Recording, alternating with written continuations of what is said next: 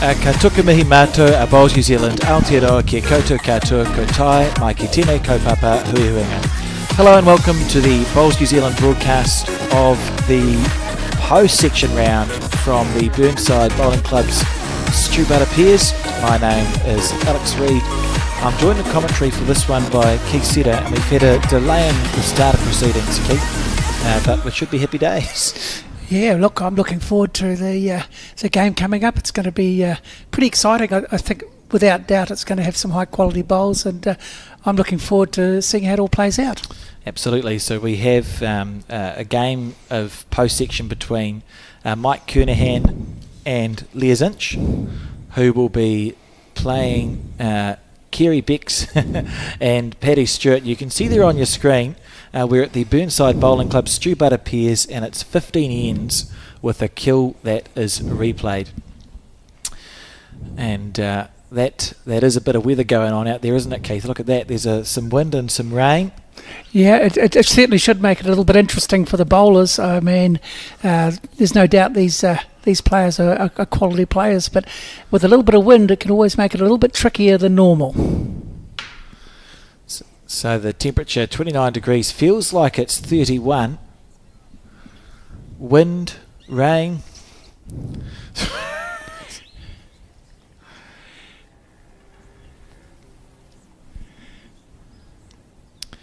So talk to me a little bit about the format, Keith. It's Australian pairs, isn't it? Walking pairs. Yep.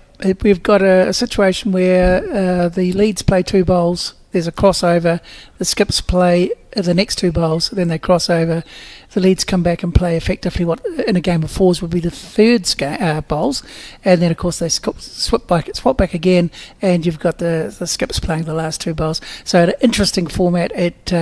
I guess you've got to have total confidence in both the players and in each of them. The reality is that playing two at a time, sometimes it's difficult to settle with the wind and the rain and other elements, and of course you've got to battle the other two people you're playing. It should make for interesting watching. Absolutely.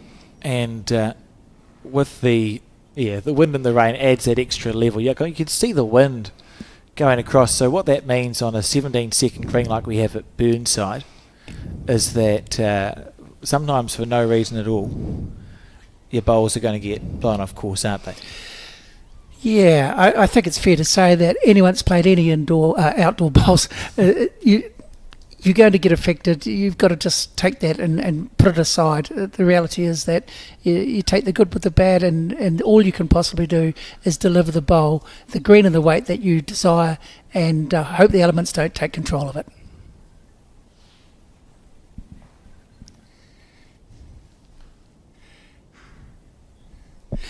We've got a situation with all of these players that have been playing over the last couple of days. I'm certain that they're all playing as well as they possibly can in the conditions. The reality is that you've got a situation now where you're getting down to the business end, and I guess the pressure starts to build a little bit.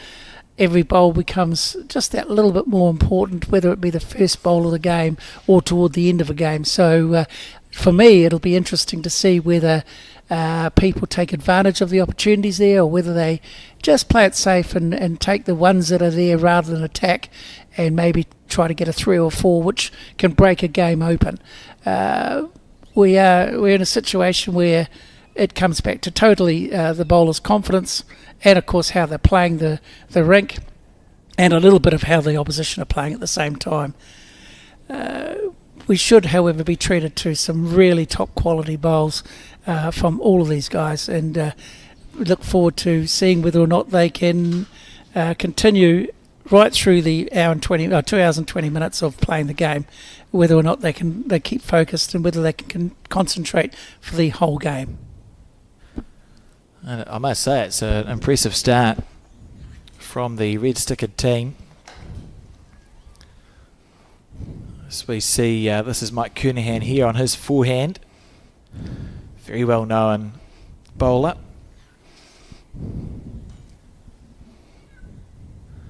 He's played for his country. Keith is the last, he won a Commonwealth Games medal 2002 in the singles, a bronze medal. I think he defeated Steve Glasson of Australia. Do you know if he was wearing a bucket hat back then? He was. Yes, because that's something that he's well known for. Yes, it's Hats Floppy or something was his nickname. He was famous for wearing the bucket hat.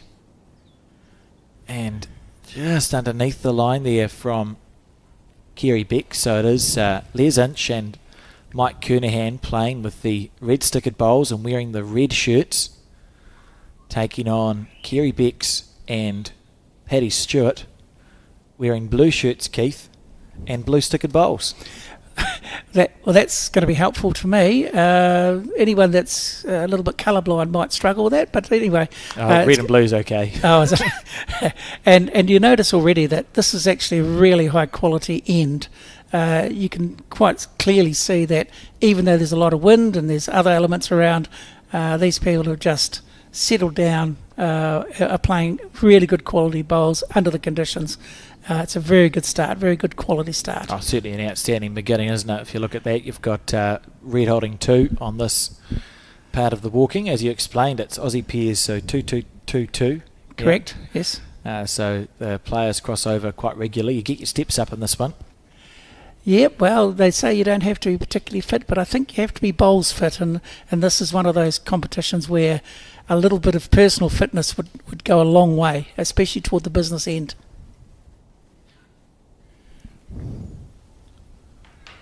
So the crossover now.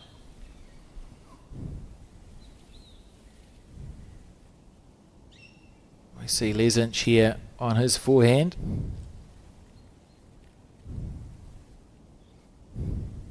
At this Burnside club, you can trust your bowl to come back. So, I mean, it looked like he took a lot of green there, but if we watch where this bowl finishes, it'll be close to the centre line. It's not a million miles away, is it? Nope. Weight was perfect. It did hang out a little bit, but he took a lot of green, so it's fair to say if that's the standard green that people are going to be taking, it's going to be an interesting game. Paddy Stewart and Kerry Becks are very well known pairing. They won the New Zealand fours together and recently finished third equal about 2 days ago in the New Zealand pairs. Classy bowlers. So you see that just underneath the line from Paddy Stewart. So red still holding 2. Yeah, they played. I think they played at Burnside, so they're obviously going to know the greens particularly well. I think overall these major competitions are being held. Everyone's been very happy with the quality of the greens that have been produced. 100%.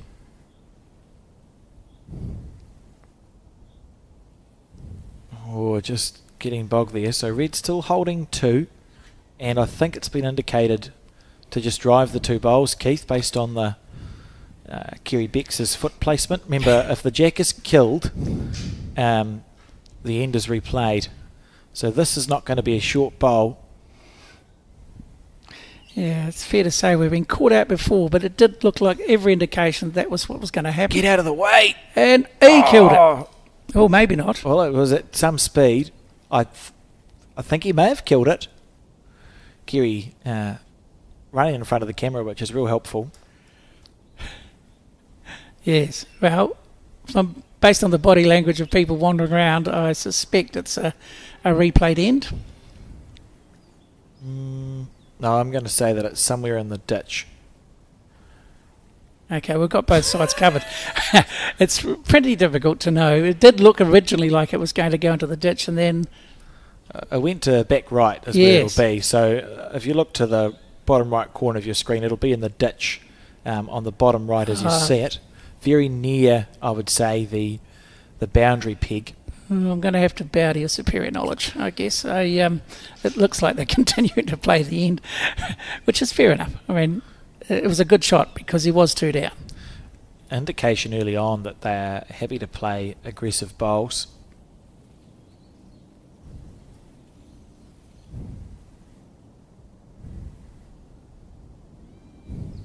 Kearney on his backhand.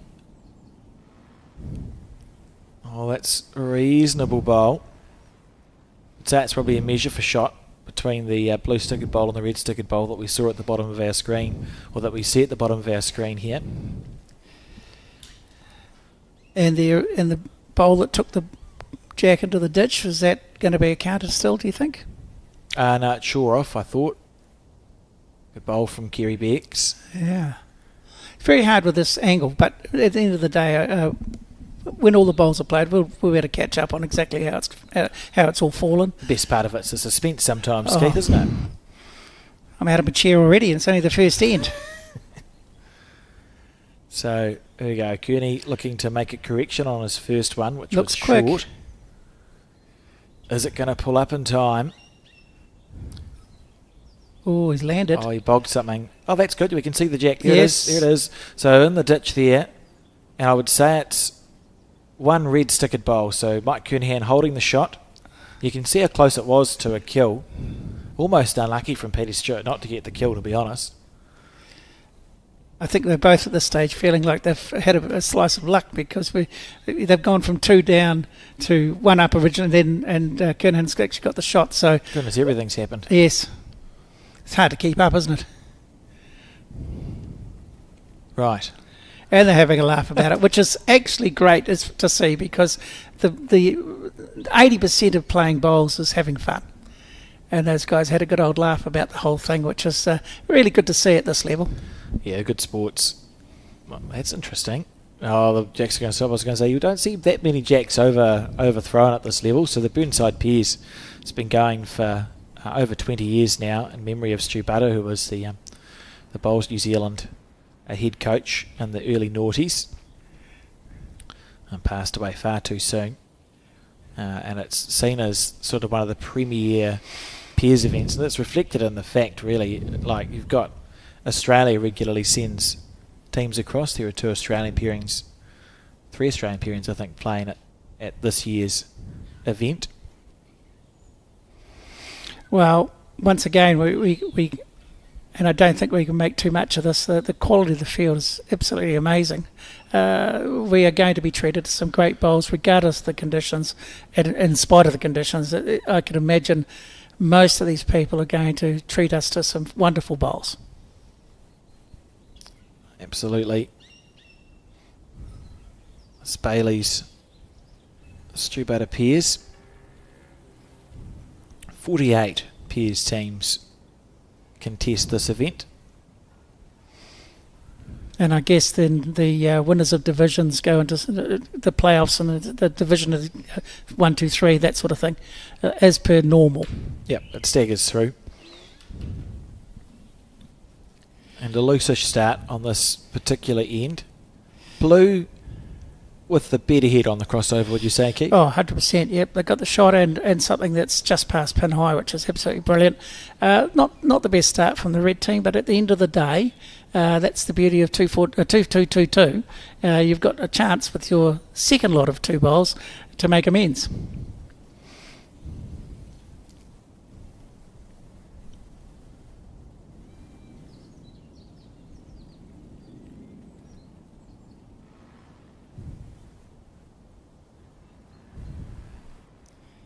This looks like a really good line. I'm just interested to see what the weight's like. Oh. Nearly enough. Yes, I don't think he needs to be much closer to be the shot, but hey, it's a definite improvement on the first couple of bowls, so that's good. And again, this looks a good line. It looks to me like a slightly better weight as well, so this should be very close.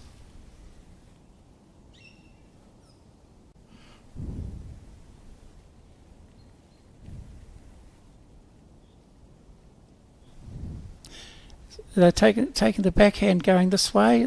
Looks like they've all sort of settled on playing this, and maybe they're thinking this is the easier hand or the better hand to play.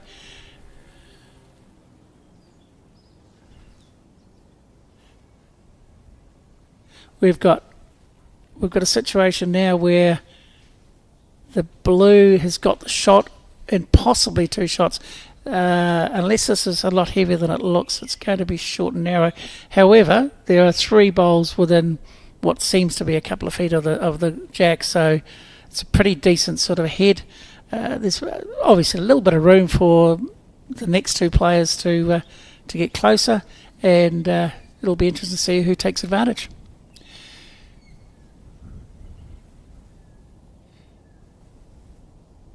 As Alex said before, there's quite a bit of walking back and forth. I guess that gives you an opportunity to make a decision as to what sort of shot you're going to play, and invariably, whatever we say in commentary, we can be made to look foolish because they may well turn around and play a completely different type of shot on a completely different hand. However, that's what makes it interesting. It's a mystery, and also people see things so differently every single bowl of every single end. So the reality is that no bowl is a bad bowl. Literally you cannot play a bad bowl. Yes, you can miss shots, but if you've made a decision that the shot you're going to play is the right shot, then it is. This will be interesting. It looks like we've got a little bit of coverage of the players about to play now. This looks like a change of hand, so I wonder what's happened at the far end to force that. We'll see that now. Oh, look at that. We've got a red, which is almost touching a blue that looks very close, maybe within 6 inches. And I guess the reason this bowl's coming through this way was to pick the jack up or land the jack to make it almost impossible for blue. So red's got first and third, blue's got second. And again, same sort of thing. Blue will be trying to trail the jack fractionally through that gap. And he's definitely on a narrow travel, but he's a little bit too quick.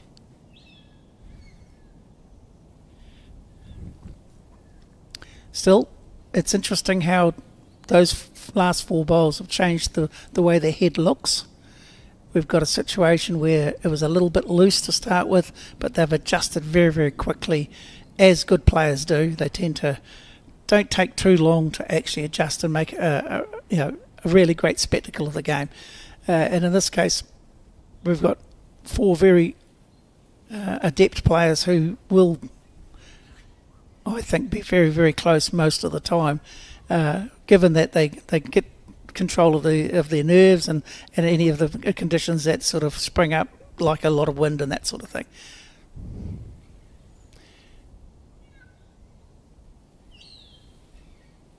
Question whether this will come back. If it does, it looks really, really good. That's an excellent bowl. It's a tremendous effort. He's got third shot with that, and he's made it a lot safer. I suspect this will be running through the head to try to disturb the shot bowl. You suspect correctly. As we wait for it to come onto the head, if it gets down, it's brilliant.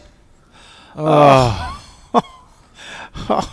that's unfortunate. From the sublime to the ridiculous. Yes. I think Alex, that was without doubt the correct type of shot, and he was probably half a bowl wide.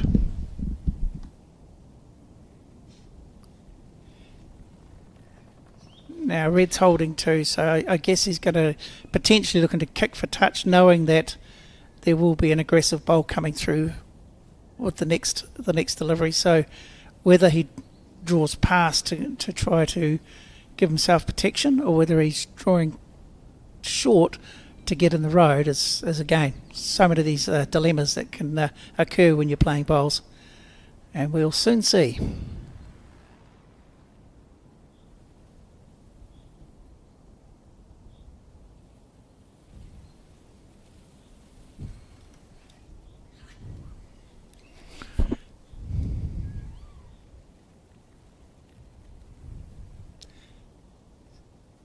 Look, he's looked to put a partial block in, and I think that was his objective, so he's made it tighter. We'll see what happens now.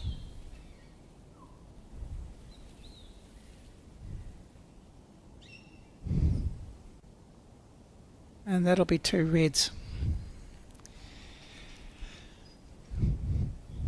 little bit of an anticlimax, but at the end of the day, it wasn't an easy shot to play, and he was very unlucky with his first bowl, or the second last bowl on this head. So all in all, 3-0, and we move on.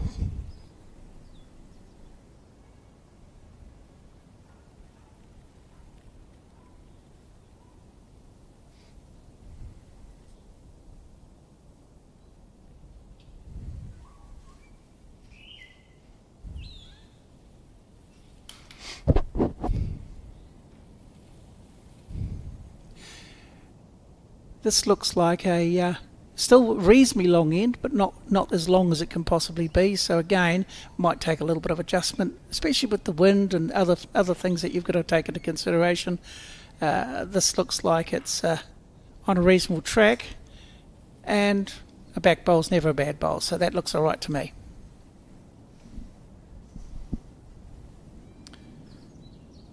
Amazing start considering the weather challenges, Keith, how well these players are playing. Makes sense, I suppose, when you consider the standard of the event.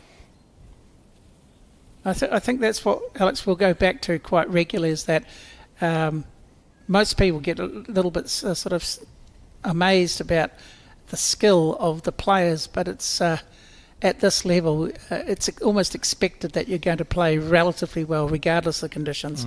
These people are not disappointing us. I mean, at the end of the day, they're playing in a competition which, all of them are capable of playing a great bowl.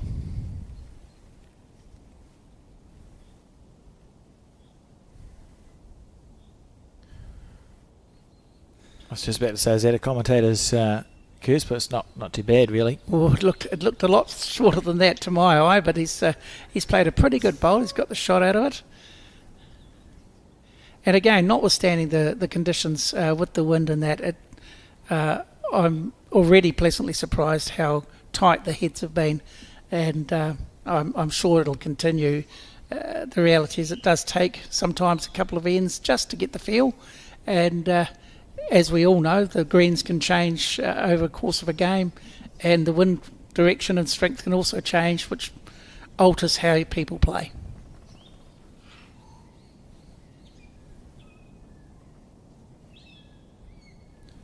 I like the look of this. That's a nice bowl. Mr. Kernahan at his best. Lovely bowl.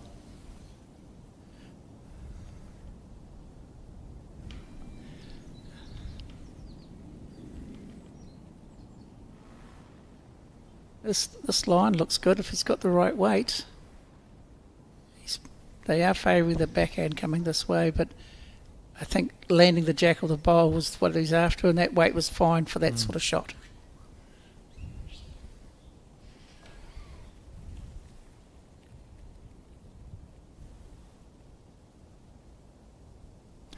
We're looking at 2 in a row. It looks promising. Might be a fraction firmer than the last one. And it's heading on through. And you were saying 17 seconds for the greens? Yeah, roughly. It's been running around 17 seconds the entire 8 days of the Nationals. Beautiful coverage.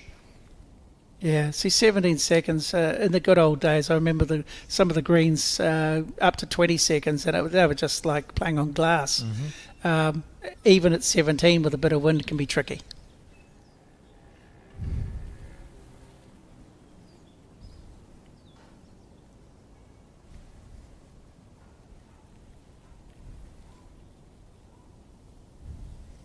On the crossover again, I can see why it's called walking pairs by some, can't you? There's backwards and forwards they go.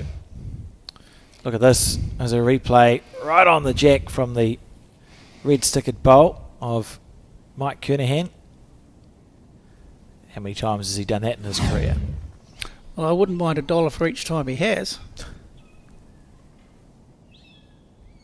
I think it'll be interesting, Alex, for me, as the game progresses. I think I said earlier that the thing that interests me is when these top players get opportunities to score big numbers, and whether or not they're confident enough or brave enough to take advantage, or let that opportunity slide and just take the safer option.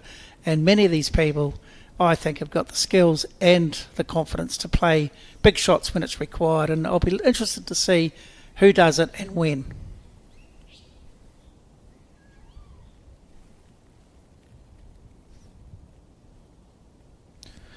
Do you like my stickers, Keith? You cannot miss them. It's fantastic. It's my contribution for this year's broadcast.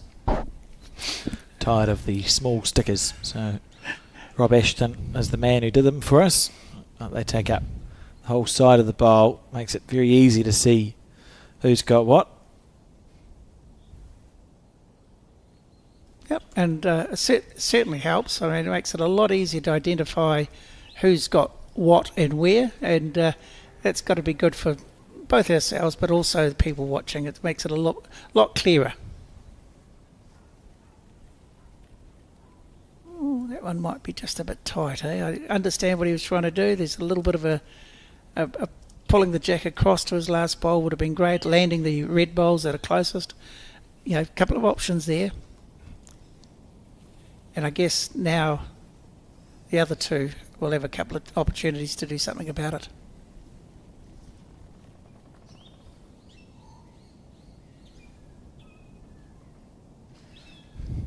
Now, Alex, there's something I was going to ask you. I mean, we've all played just normal pairs, 6-bowl pairs or even 8-bowl pairs. With this sort of thing, is it, do you think, really important to have complete confidence and belief in your partner? I think so. Because you're playing half the bowls each, and there's lots of head reading and whatnot to be done. So absolutely, I think at this top level, the two players often know each other very well. So yes, it is. It's important to have that belief and confidence, absolutely. And understanding what their skill level's like at certain shots. Yeah, and they have an understanding. Everyone has a favoured, or most of us have favoured shots. It's very rare to find a perfect bowler. As we see that bowl not quite turn in time. So for example, we saw it in this game where Kerry Becks called very quickly for Paddy Stewart to play a drive shot on end one. Clearly, a drive shot is something that Paddy's helpful doing. If I was in Kerry's team, he wouldn't have asked me to do that. I can't throw a bowl that fast, so for sure they'll all understand what's the best bowl that they can get out of these people. Kearney here is known for his ability to draw. Case in point, I suspect that would be 3 now. Yeah, be holding 3 shots. And the shot for Kerry hasn't changed. He's just got to come under that last bowl. Oh, is it going to turn? No, it's not going to turn. Disappointing. That was the right sort of weight. 15 ends of bowls will be played. Kearney and Les, if they score another 3 here, which they think they will, I think they will find themselves 6 up after 3 ends. Certainly not panic stations by any means, but do you think Becks will be looking to score sooner rather than later, Keith? Yeah, absolutely. It's one of those conundrums in bowls where some people are actually quite happy coming and leading from front, and others are quite happy to chase from behind. So again, as your opposition allow you, I don't have a problem with whether you're 6 behind or 6 in front. It's how you cope. And the reality is that if you put yourself under pressure, then you're not going to perhaps play as accurately as you would. Conversely, if you enjoy that situation, you'll play better because it'll inspire you. And so on that end, what was it, another 3, I think? I believe so. So it should be 6-0 to Red after 3 ends of bowls. Well, I'm keen to write that down, if it is. I think you write it down. And just on the off chance. If it's wrong, you can...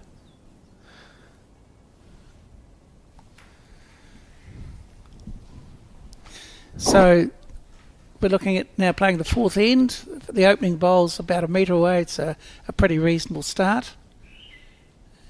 Generally speaking, if you've got the weight right, you're going to be reasonably close. And interestingly, now the other lead, Paddy, he's gone to the forehand and has just about nailed the jack with his first bowl on that side. So there's a pointer where one team is quite happy to play the backhand and thinks that's the way they want to do it and that's their mode going forward.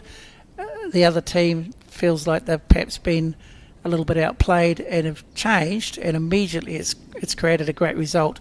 And of course, it's no surprise you're going to play the same type of shot and hopefully exactly the same type of shot again, which will just, if nothing else, prove that both hands are able to be played accurately.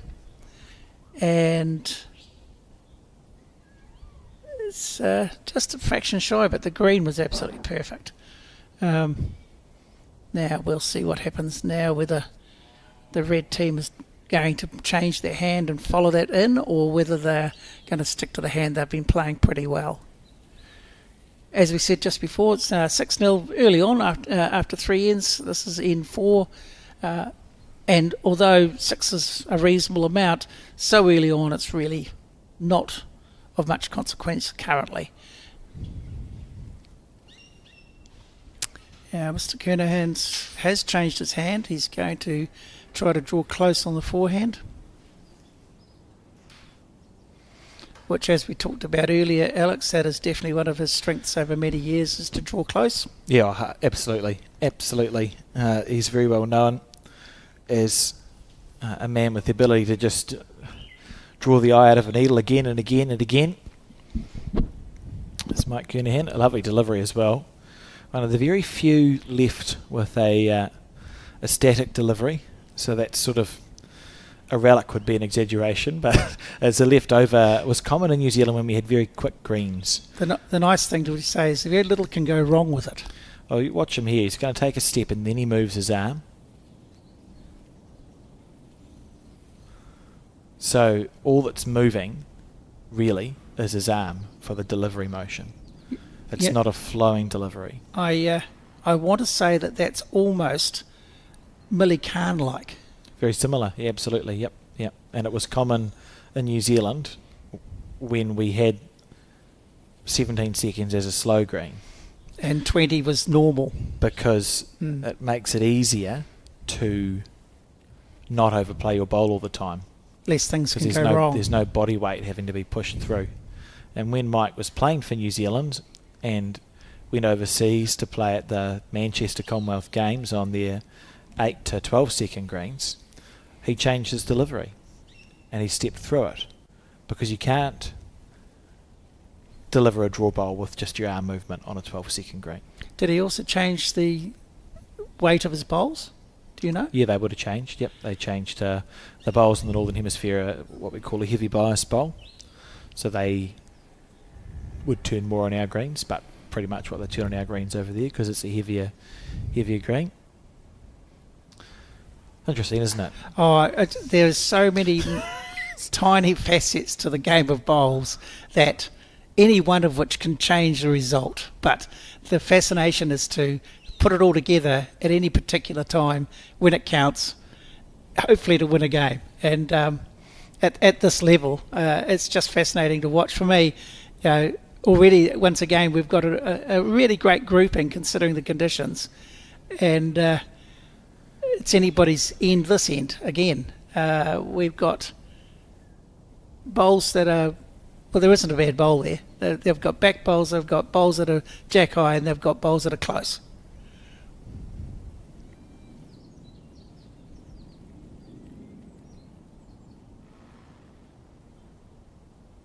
Ooh. How's this if it holds up? Yes, it didn't hold. It was a good effort. Of course. What has he tipped in there, though? It could be another blue. I think it was a blue he rolled up, yep. Plan B.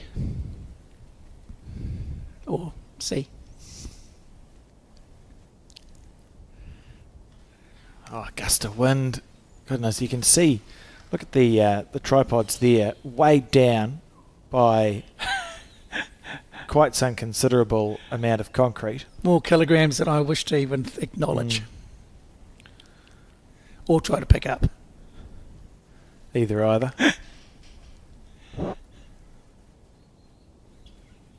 Look at that head. All things considered, that's amazing bowls. So blue stickered bowls holding one. Oh, I think 3. What's the one to the left of it? I think that's blue because the back green is the same blue. That must be the one to the left. Is it is blue sticker. Yes. Yeah, so blue sticker looking great here for Kerry Becks. 6-0 down on the fourth end. And the master will just weave his magic here, I imagine. We'll find out soon.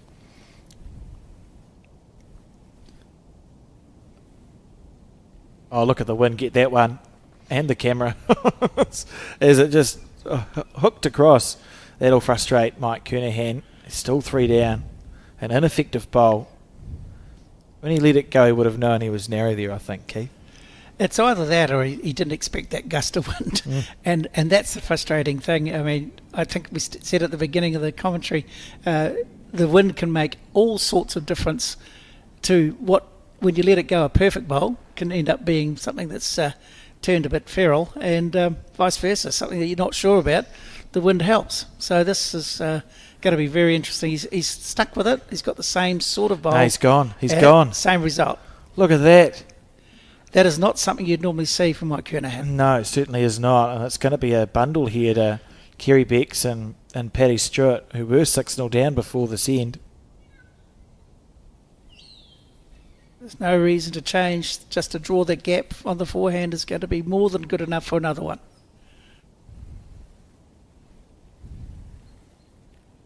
I think they've got maybe 4 already, Alex.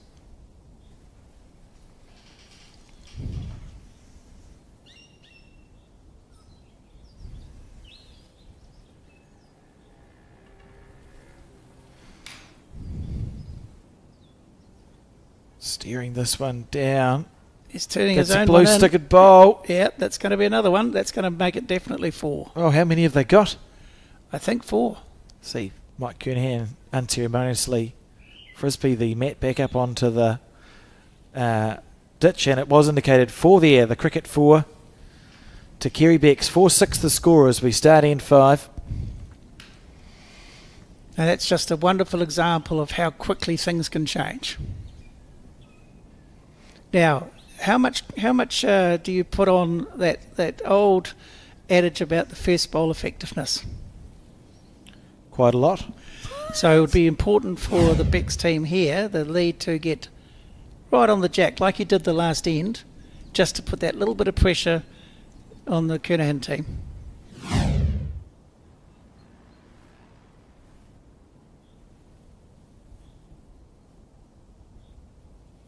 Just rewatched Kerry Becks' last bowl.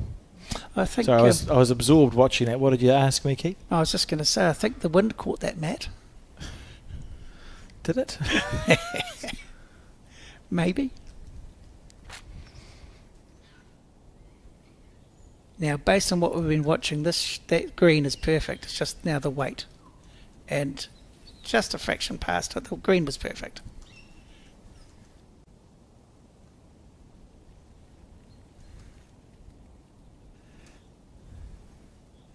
Are we thinking that's a sun shower, or is it actually rain? It's a squall that hopefully the wind is getting rid of for us. You can see just a dollop of water on the lens there at the bottom.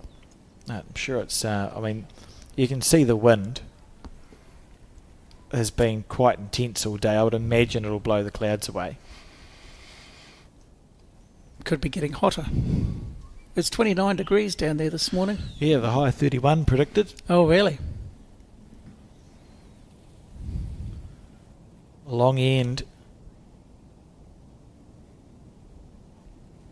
I think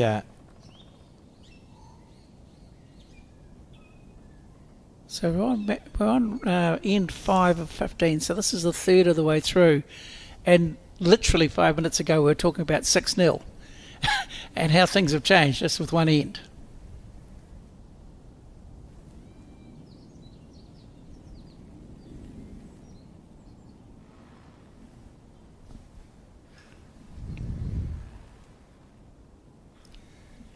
And again, the crossover, so they'll have already had a bit of a brief talk about what their plan is.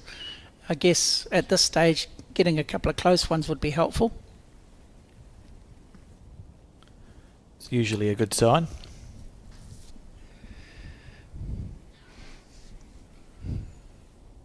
There's a question for you, Alex. It's sort of a question in form of a statement. Is there any need to reinvent the wheel? Like, literally, the more consistently close you get, generally you win the game of bowls. And 2-2-2-2, there's no difference, is there?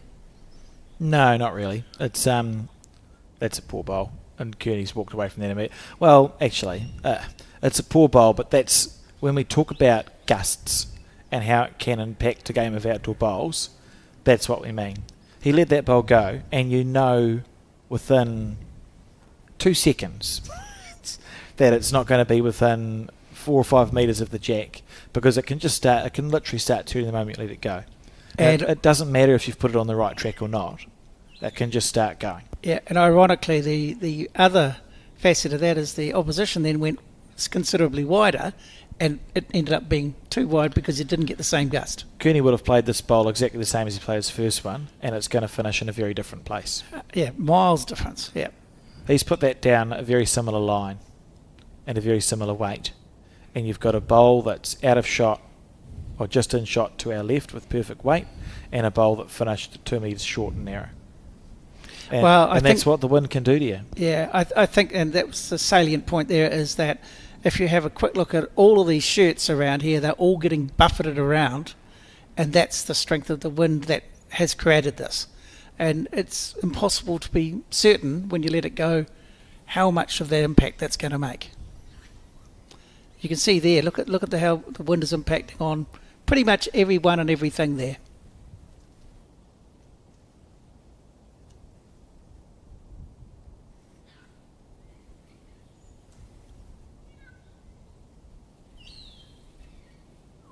Now, I think you've played quite a lot of outdoor bowls. When it's this windy, does that impact on your delivery in terms of you stepping out? Do you step shorter, or you maintain the same length of stride but just be really focused on how you deliver the bowl and the alignment? Yeah, it can do. When it's really gusty, you can actually be a little bit anxious about taking the step in case you get blown off balance. I've played at the Howick Bowling Club in December, actually. It's not that long ago, although it feels like 2026 has been going for months. But we had a really gusty day, and you can lose your footing sometimes if you get a gust of wind. So, yep, absolutely. It just adds another thing to the mix. Another dimension, another facet, something else to hopefully not worry about. But in most cases, people do worry about things they haven't got control of. This looks reasonably good, but again, you're a gust of wind away from being nowhere. Fascinating difference in heads, isn't it? Because we've seen heads in this game where there's been shot play and the heads changed every end. This one's literally just been about, well, let's just try and get slightly closer than the other people. Well, that short one, it's right in the road of the green that they want to take, meant that they changed hands. And see now, on that hand, that's the better hand to play. That's a beautiful bowl. Marvellous bowl. From Les Inch. Yep. Oh, outstanding. Is it? And a little shrug of the shoulders. Yes, inch away. Brilliant. You're going to enjoy that last name, aren't you, Keith? Secretly. I won't make too much of it. But the point was, they changed the forehand and that wind got hold of those bowls. They went back to the narrow hand and took the chance of getting around the bowl that was in the eye, and he's now got the boss. Very good bowl. So Kerry Beck's now on his forehand.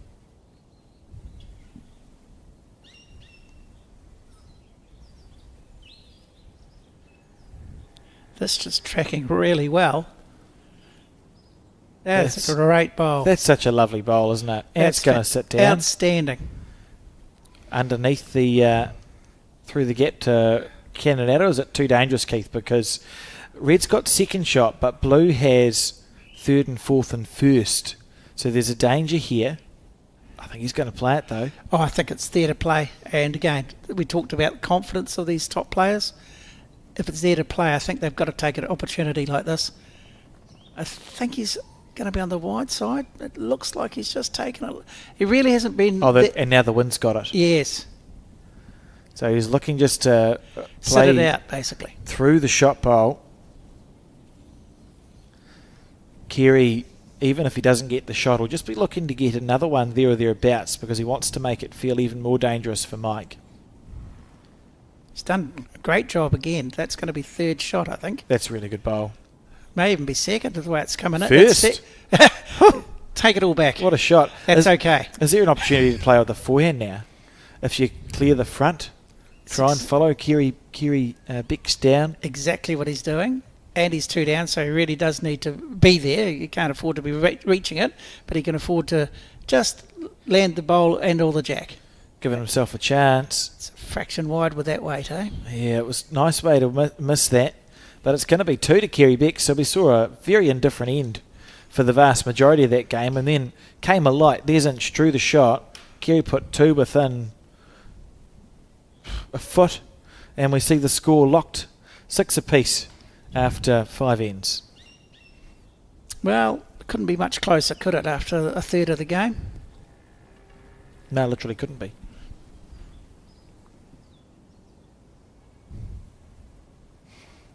Yeah, 6 apiece on the 6th end.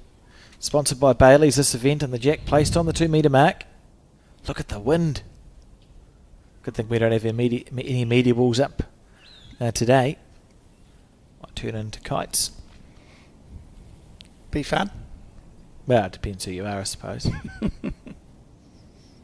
was going to say, I just noticed that kitty didn't get to the required length, that jack. Yeah. How often would that happen in a game, do you think? Because usually they throw it long, don't they? Yeah, not often. So the wind caught it, do you think, or possibly? Or just a poor jack? Who delivered the jack? It was Paddy. They may have been looking to deliver a short end and it's just gone a bit shorter than what they thought. That's one option. See Les Inch steering after his bowl, and that's why.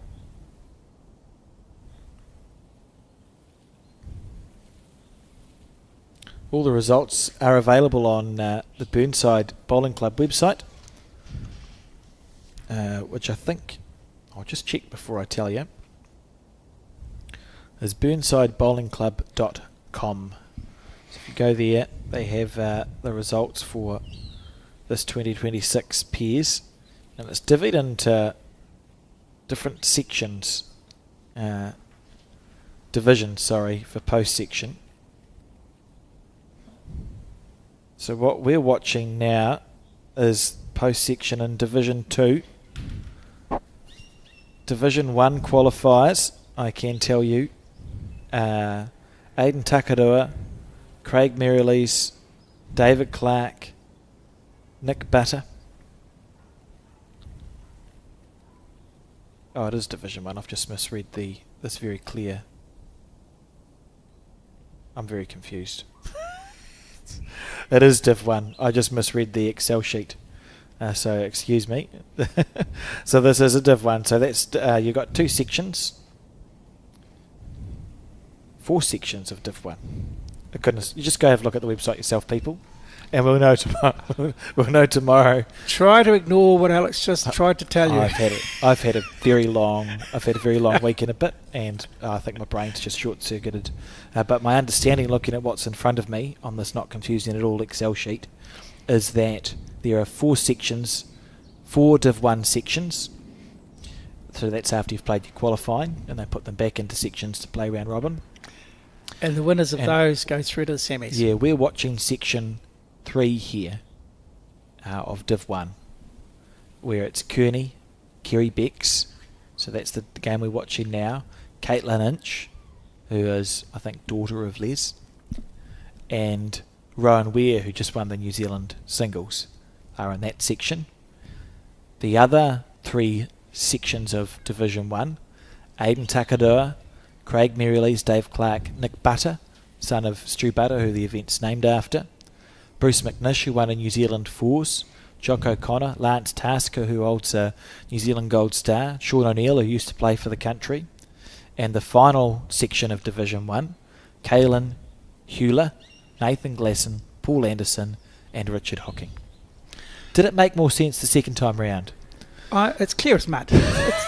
But I admire your stickability at it. I mean, you did well considering the start. I felt like I made more sense. You did. Even I understood it. And something while you were doing all of that, I noticed that twice. Sorry, I noticed once, but I thought it might have been twice, that Mr. Kernahan had to stop playing his bowl because of gust of wind, and stepping out was going to be an issue. So he stopped. Like all good players, refocused. He's just drawn a toucher, which was delightful because he was at that point 2 down. It's a beautiful bowl.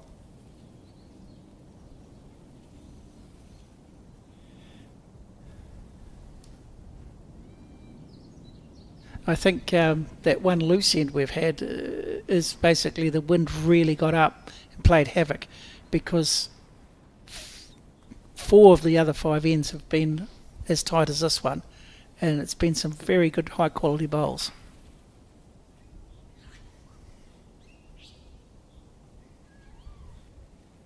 Commentator's curse, perhaps?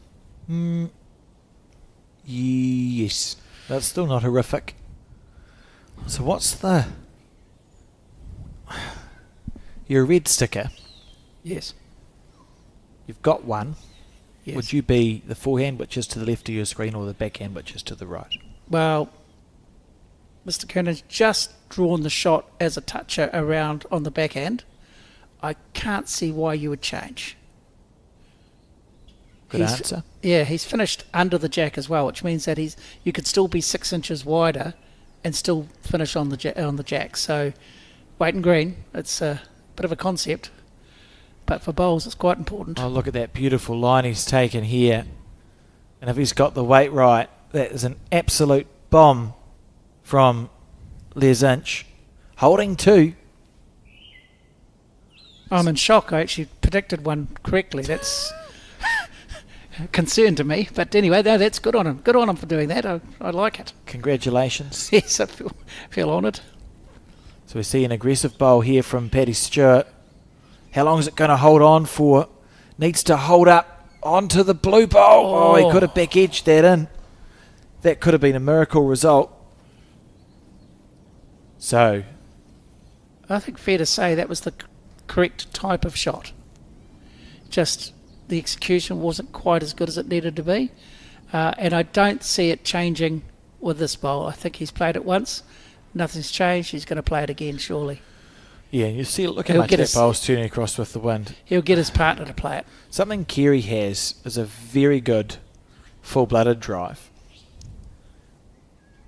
It'll be interesting to see what weight he picks. It's just, you're in this wind. If you've got a full-blooded drive, sometimes you may as well play it. As we relive here Mike Kernahan's beautiful bowl for 1. Look at this reaction. Nothing. Absolutely nothing from Mike. You could misinterpret that as surprise, but we know it's not. All right, here's an aggressive shot. Yep. Little cannon. Cut it down to that 1. Was a lot less weight than I expected that he might play that with in these conditions. Probably better weight to play it with, to be honest, because you keep your collision bowl around. It was riskier but higher reward. I would have gone straight at it, I think, given the wind. Which is why I'm here and not there. Certainly easier just to talk about bowls. It's 6-all though. It's all to play for. There's no doubt about that. We were literally talking 10 minutes ago where it was 6-0. And now we're talking a game that's levelled up, and it's again anybody's game. And There's the wind. Yes. That's interesting. I like the fact they're stepping back off and refocusing. That's actually really good to see. He's played an interesting weight again.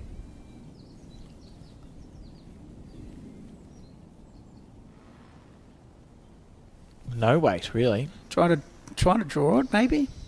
Well, the wind's coming from the right to the left. Do you go through the blue stickered bowl on the forehand? Is there any danger, that bowl there that Les is pointing at, why can't you play the forehand side and look to replace it with any weight you like? Keith? Because he's got the shot, and I guess shots are gold in the wind. Oh, he thought about it there briefly. So I think he's drawn it once, he can draw it again. And we talked earlier about taking your opportunities. I think your type of shot was worth 2 or 3. This at the most is worth 2. But there's no danger. And no danger. And he's played it the safe way too. He's Yes. just missing on the right side. That's it. So we'll see 1 to the red stickered bowl of Mike Kernahan's as he takes a 7-shot to 6 lead on the 7th end as we start the 7th end of this 15-end game. And look, they play 8 bowls each, but it's going quickly, isn't it? We're nearly halfway. Yeah, they almost broke into a jog there at one point, but definitely back and forth, and it does give an interesting way to watch a game of bowls because it gives you time to reflect on and communicate with your lead and or your skip, depending on who you're playing, to be able to communicate how it's all going, whether there needs to be a shift in the way you're playing the game, whether you become more aggressive, whether you're trying to dead draw it. It can all be communicated as you're crossing, and you're doing that regularly. So it's actually, I think, quite a good game because one of the key elements of any game of bowls is communication. Certainly in theory, that's disappointing. In theory, it's probably the highest quality format in terms of like your percentage of effectiveness in shot play to have the 2-2-2-2 because you're always playing the same roles. You're a lead in a 3 or a 2 and a skip. You get 4 goes at it, and to your point, you are more regularly able to see how the head's sitting with your own eyes. So what you should get is the best possible bowls.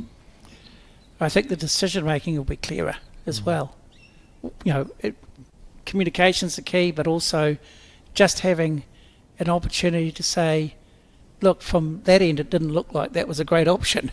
From this end it looks brilliant. Great, so yeah. you can talk about that as you're crossing and make a decision. And if you're clear on your decision making, you're halfway there, aren't you?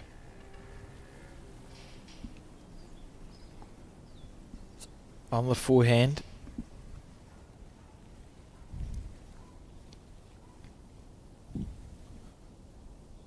we do have one more game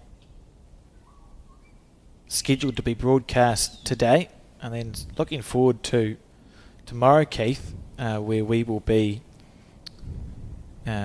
live on Sky Sport with coverage of the semi-final and the final of this event.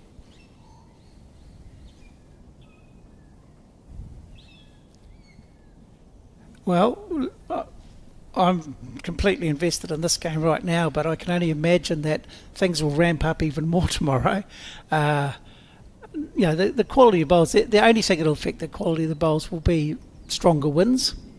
And luckily for us, and as an honour for us to be able to do this, watching and chatting about the best bowlers around is just brilliant. And the reality is that many of these people, if it became a very calm and fine day tomorrow, you'll see an absolutely brilliant display of high quality bowls. Well, the wind is predicted to go back down to 19 kilometres an hour, which is good news. Just having a look at the weather forecast now. I suspect some of those gusts before would have been up to 30 knots, maybe more. Just the way it was buffeting everything around, and that just makes it difficult for everybody. One of the things you've got to cope with when you're playing outdoor bowls. Lovely bowl from Mike. I think he's drawn the shot on that favoured backhand, which is again what we've talked about a couple of times already. The forehand tends to get affected by the wind more so.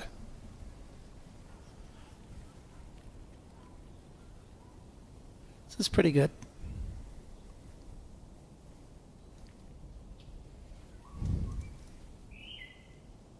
Yeah, it's hard to tell. Yeah, it's hard to tell who's got the shot there. Looks that red's slightly closer.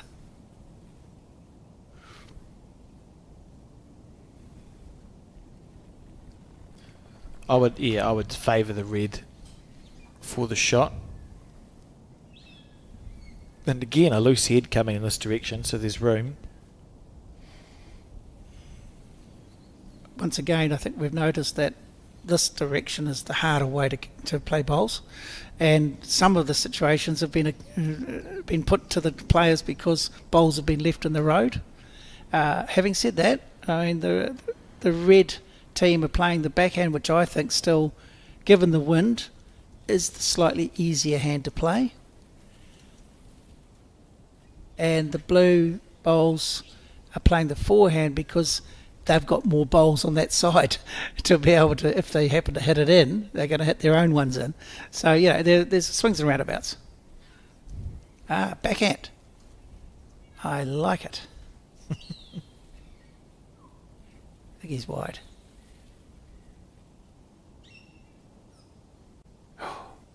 Maybe.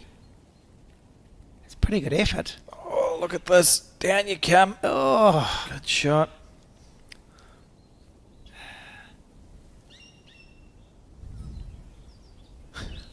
Smile there from There's as he follows, or is looking to follow Paddy down. he's taken it early and narrow again, but he might have a different weight this time. We'll see. No, very similar.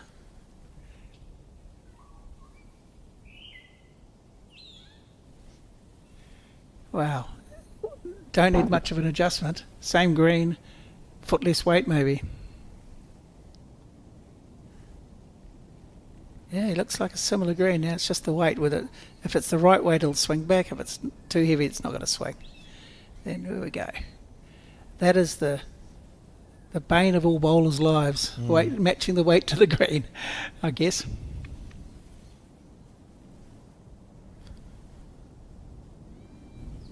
Stayed up on the paddock.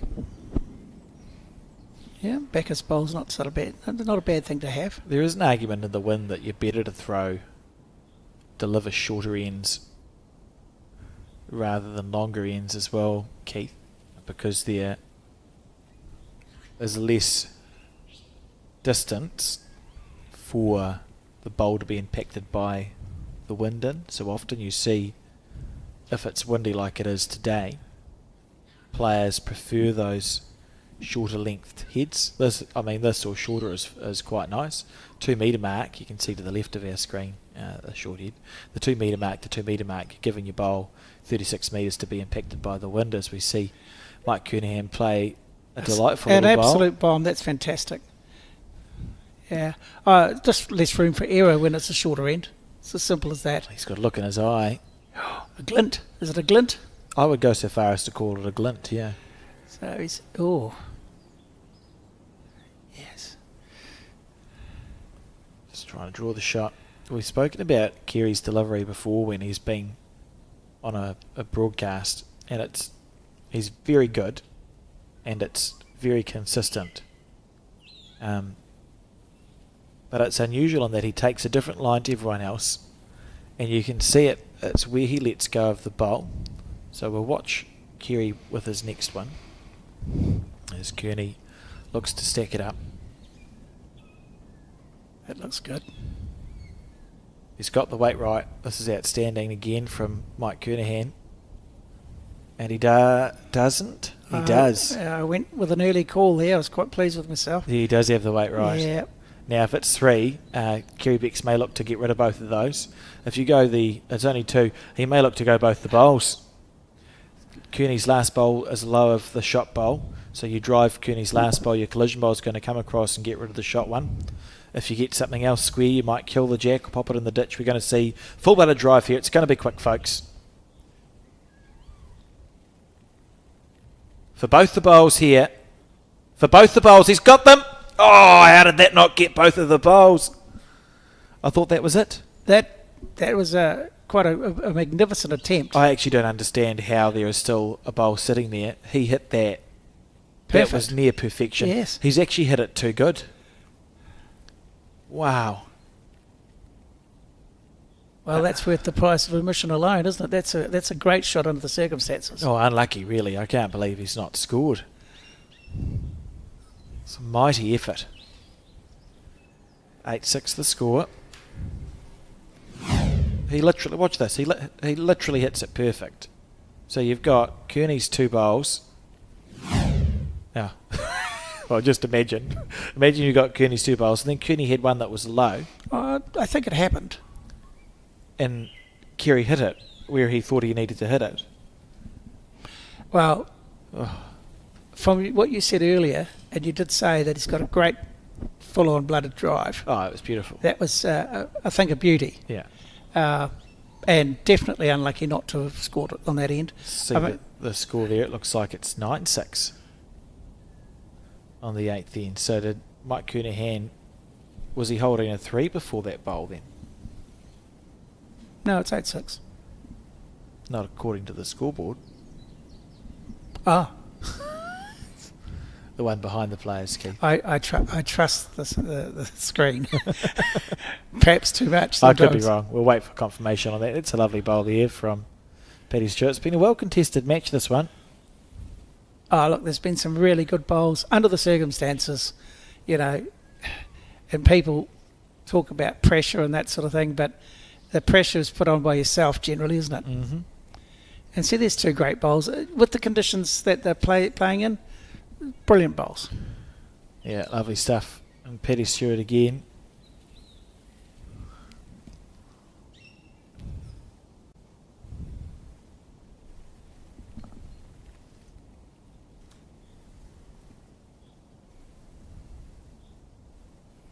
Yeah, that's excellent lead bowls. It's literally perfect, isn't it? One on, one past. Yep.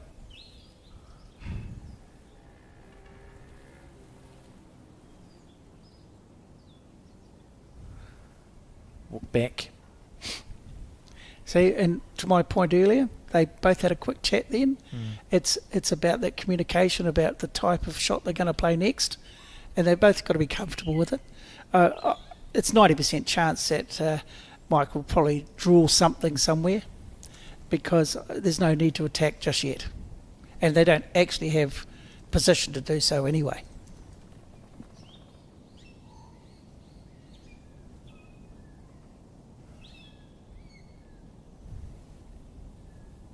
Okay. Moving over on his He mat. might be playing a little weighted shot here to land the bowl or grab the jack.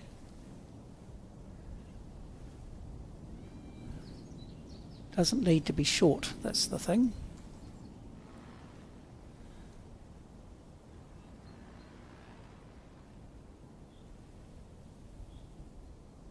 I think when he does, it's a tactical bowl. I like that. If I did, it would just be a bad bowl.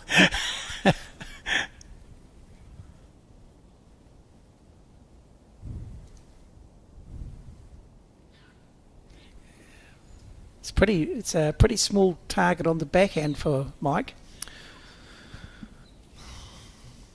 He's going to go through there again. Just trusting to find that gap. Yeah.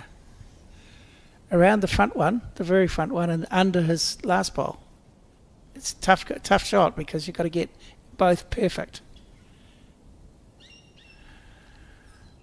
What he is doing is he's now got second and third shot. So you can continue to build the head, can't you, as and chip that shot the red bowl stickered out. bowls. Don't need the shot yet. He's actually got second, third and fourth.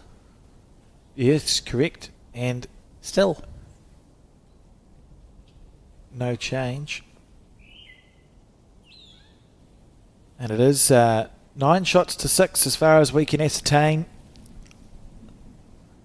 in this match. So it must have been a 2 scored.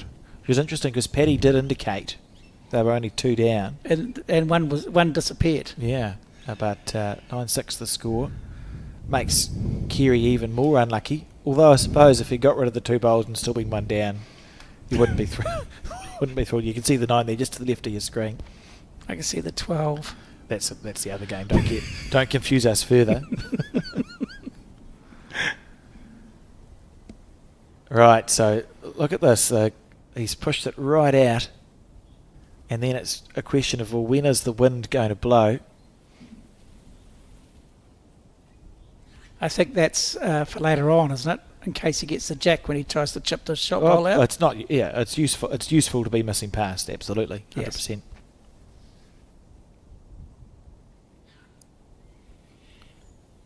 And these guys will be trying to get another one close.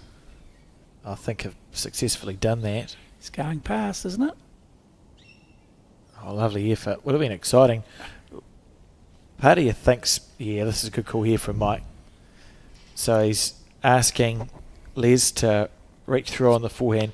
Be interested to see what sort of weight he plays with. He'll need a lot to hold it up. Yeah, good speed. Pushed it wide. Now you pray for luck. And now you go, ugh. Not sure it was That's a on that shame. hand. But just tracked out. The moment he let it go, it tracked out. Yes. He was wide, but it was a mixture of that and the fact you've got the breeze going from the right to the left as you see it. And such is the nature with bowls, Cooney now has to make a decision of his own. Because he was happy. Is there merit to play the backhand and chip it out that way? Come under the jack and get the bowl square? Across the head? Yes. Yeah, potentially. Absolutely. We know the bowl's turning by the time it gets to it. Yeah. I think the only scary thing about the backhand is you could cannon the red-stickered bowl out if it holds a bit longer. Might be easier to accidentally cannon your two bowls out. Yeah, and then percentage-wise, if it does hold, you'd like to get a little bit of the jack, which True, means you could ditch it and follow it through, couldn't you? So basically what we've come back to is we think that he'll hit it on either of the hands and has to be quite with quick. whatever speed he wants. Really helpful commentary there. Yeah. Here we go. So he's chosen the forehand. Go under that really front one, straight at it. See how he stepped into that? Oh, look at this. Is it going to hold? That's a beautiful effort from Mike Kernahan. So he steps into, when he has a proper drive, he'll step into his bowl. It's not the swing of the arm, it's the body and the arm and the foot and everything lined up. That was his Northern Hemisphere draw delivery that we just saw. Yeah. Well, I think he's had one go at it and nothing's changed. He's definitely going to go again. No reason to not. It's a big early call from me, but I'm going to stick with it. You've got a red-stickered bowl still right at the back. Yes. If things go slightly wrong. Shuffled over to the right as we see it. Probably take, a foot more green, if that? He's close. He's close here, Mike Kernahan.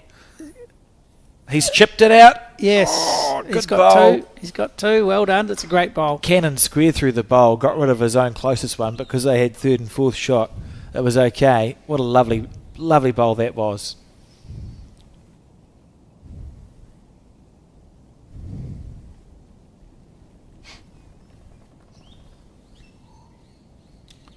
Very impressed. I think it's twice in this game they've done what I thought they might do, which is quite encouraging. I mean, it's one of the purposes of a commentator. So it is good news. Trying to do something, let people know. Right. One. We assume nothing after the last end. It's at least one.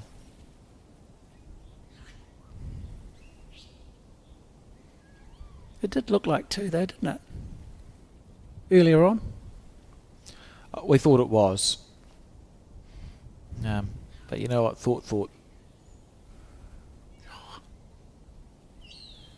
Two. So there you go. 2 to Mike Kernahan.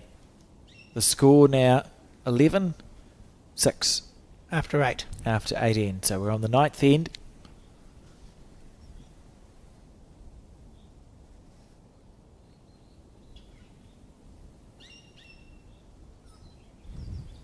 And I think, just harking back to earlier on, when we were chatting briefly about the way this game or these sorts of games can go, and I mentioned about the opportunity and taking the opportunities when they're there, that's an absolute gold example of Mike Kernahan backing himself, even though he's not necessarily naturally an aggressive player. That was worth playing, and he played it perfectly to get the 2 out of it. Absolutely. Yep. Totally agree with you. Knew that it was the percentage shot to play. Yeah, risk and reward, and the opportunity of going further in front at what is now pretty much 65% of the game completed. I think this is a reasonable 5-shot advantage at this stage it can become worrisome for the opposition. Whereas early on, when they were 6 behind, didn't matter because it was early. Yeah, so they know they've got 7 ends of scoring left.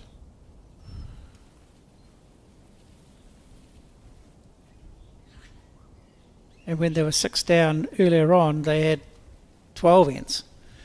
And they came back to 6 all. So, it could well change again. But they're starting to run out of time, and then people start to play catch up, and their mental focus changes. Oh, what a lovely time to do that. He's played well, hasn't he, Les? There's been a couple of loose bowls, maybe three loose bowls, 4 loose bowls that I can remember. But it's also come up with the goods when it's really mattered. Yep. So this bowl here, so the wind's blowing from the left to the right. So Paddy's played it on that tight line, expecting that his bowl's going to get tracked out. And held. And hold. It tried to. Yeah. And he's finished in an okay position. I guess it's fair to say that the difference between that being a magnificent bowl, grabbing the jag and doing what it's meant to do, to being past the head and 1.5 metres, 2 metres away, is virtually nothing when you let it go. I think, there's that element of skill and luck attached to that. Oh, you're just giving it the best chance you can. And then pray that you don't get... one more gust of wind would have been perfect. Robbed by the weather. Yes. So Kearney on his backhand didn't let that one go as nicely as he would have liked to. The track looks okay. How's the weight? It's all about the weight.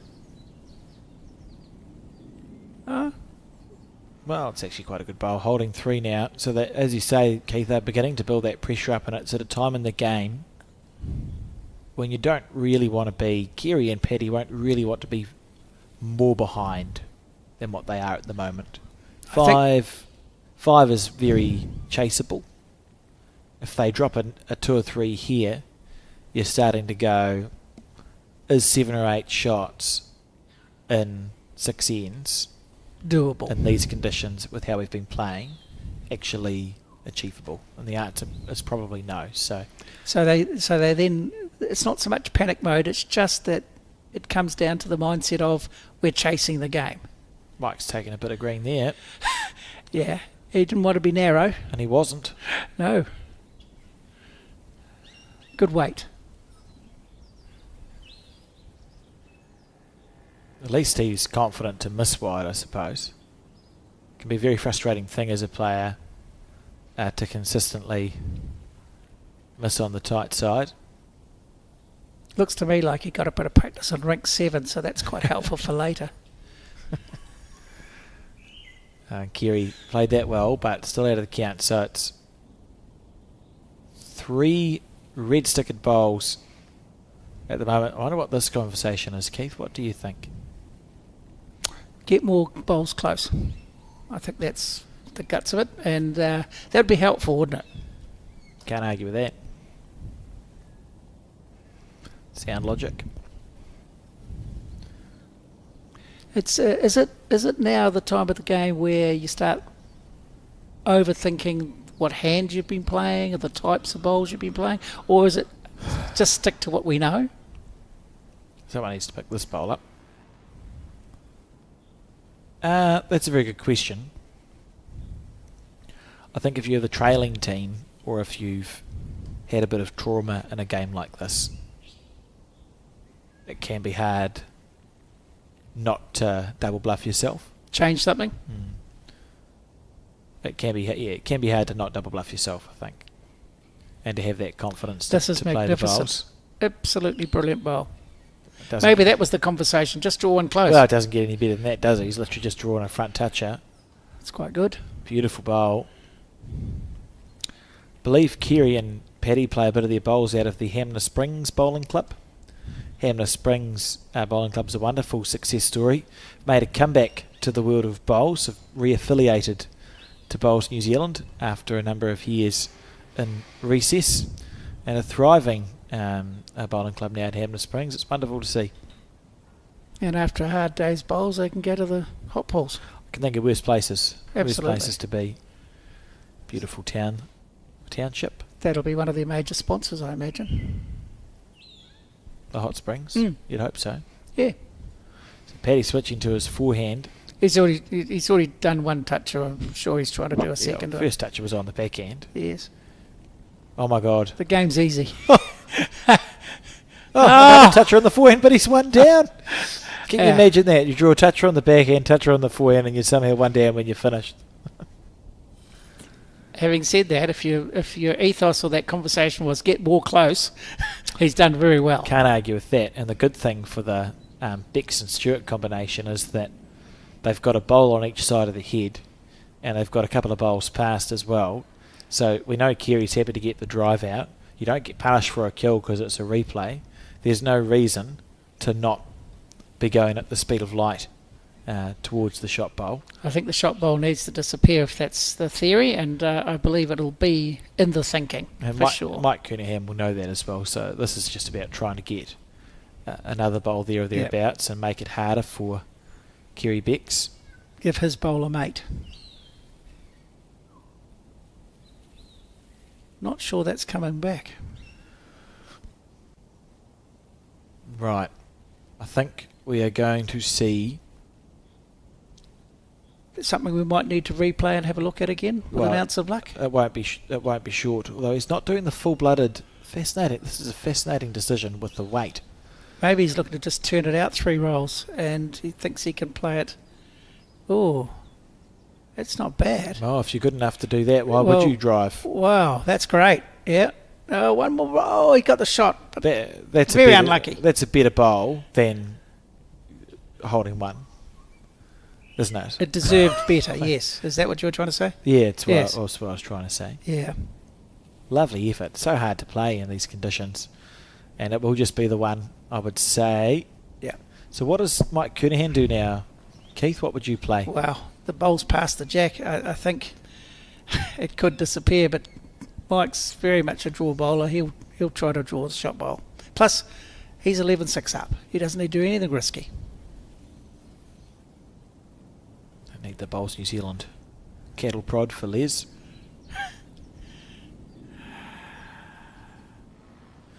Right. I'm surprised he played that hand because you had chances to land the shot bowl on the forehand. It's easy in hindsight, of course.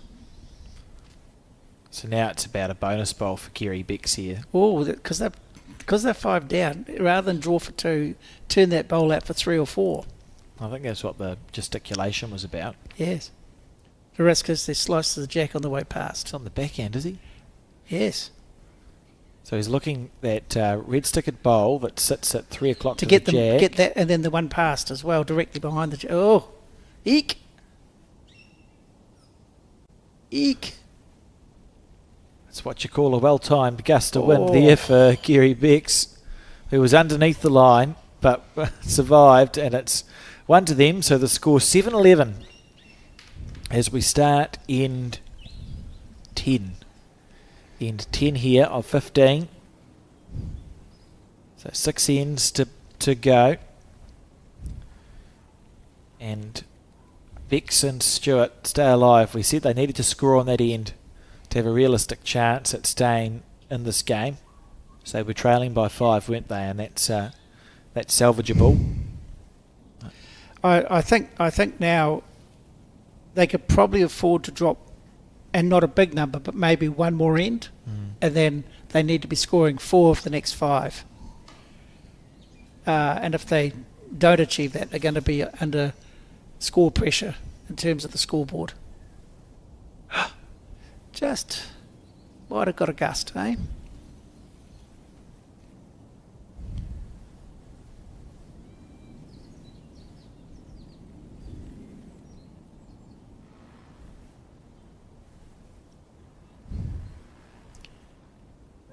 From memory, this is the direction they're all struggling with a little bit, are they not? Yeah, and you can see the wind affected both of those bowls. Yeah.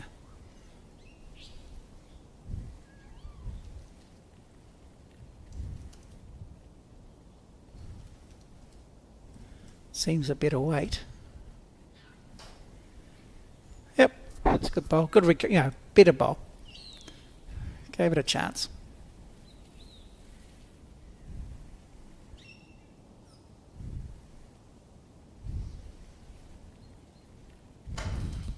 correction time now, Feliz. You can see the camera's moving in the wind. It's not easy out there. Greenkeeper at Burnside, Jamie Ferris, does a fantastic job at maintaining these greens. They've got a long history of having what are widely considered to be some of the better greens in the country, the Burnside Bowling Club.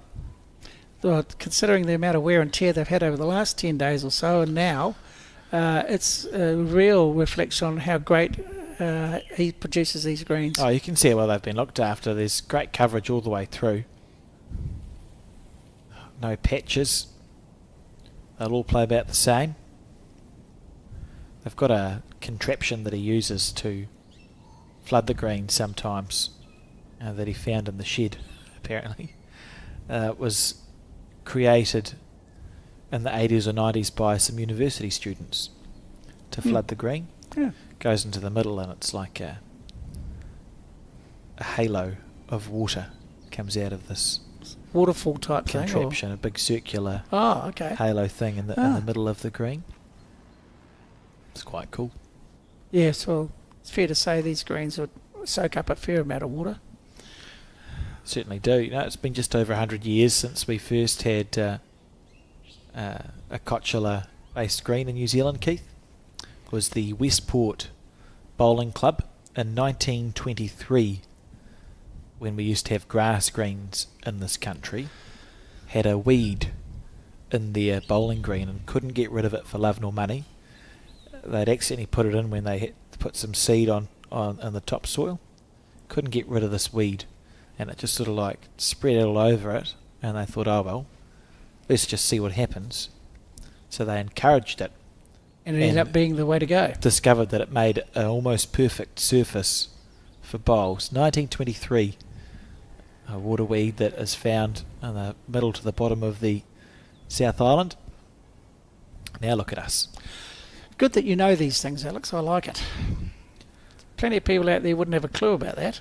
Well, unfortunately for me, it does come at the cost of simple stuff like, where do I leave my keys? Where do I live? That sort of thing. Yeah, but look, at the end of the day, the consistency is what you're after, whether it be a grass green or any other sort, isn't it? And it doesn't matter whether it's one type of grass or another type. The consistency is what players try to tell people they need and want, and it makes for a fairer game.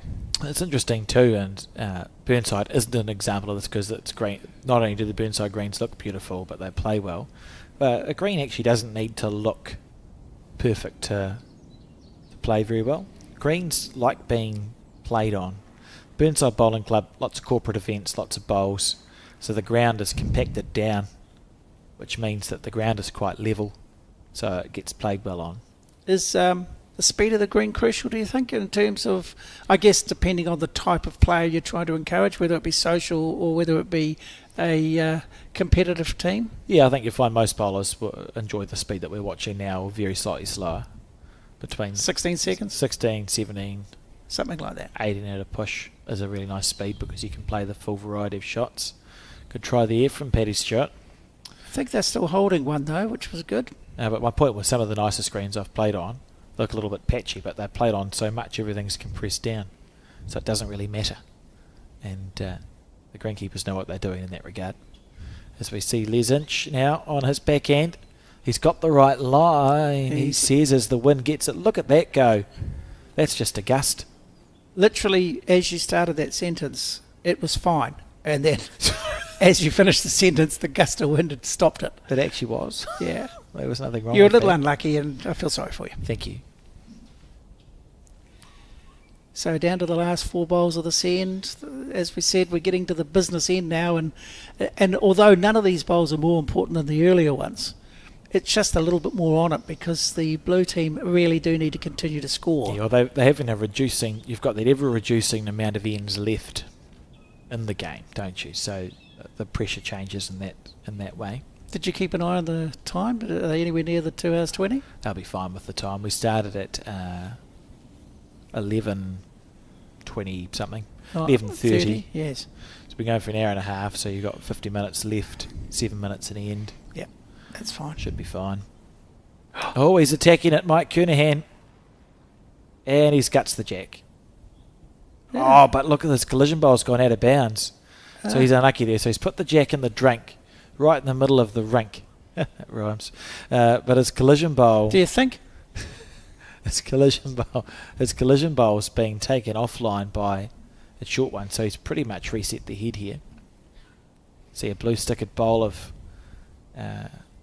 Kerry Beck's and Paddy Stewart's to the left of your screen is the shot. It's a lovely angle there. And look at that from Kerry Beck's right to the ditch. That's really good weight control. Now, here's a hard bowl to play because it's Mike's last bowl and he's just played a full-blooded drive. This is the hardest shot in the book here. And he can't afford to go to the ditch because he's 2 down. I think he's on the tight side.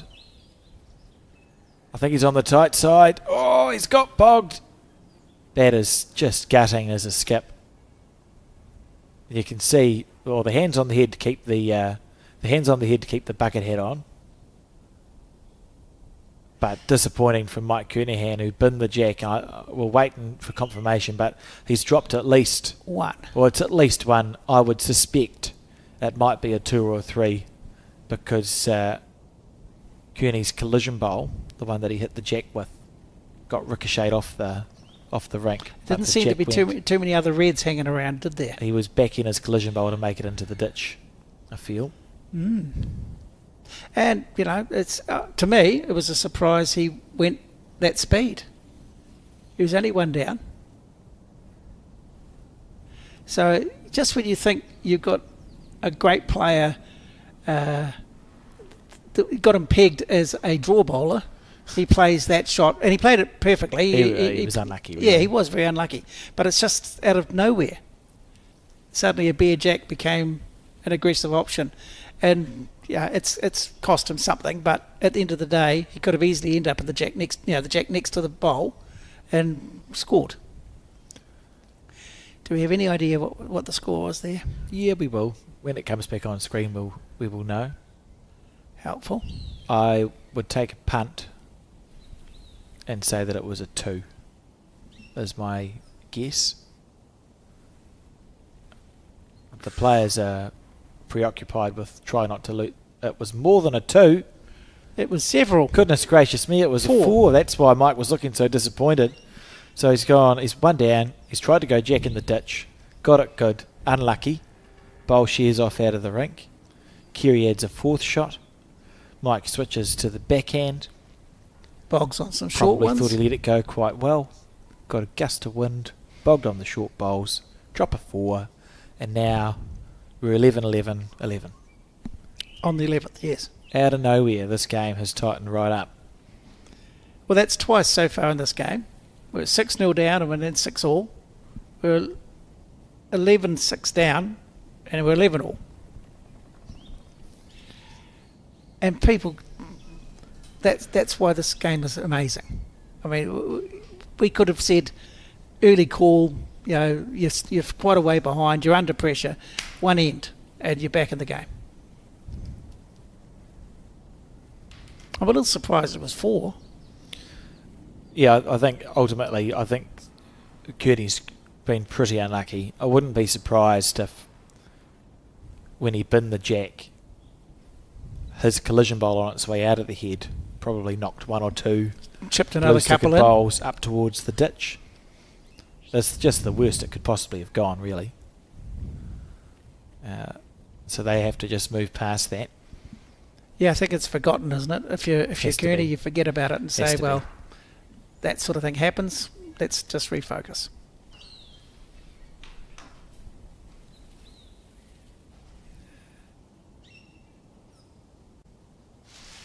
He's got what seems to be narrow green here. Just got away on him again. That's a couple of times that's happened to him.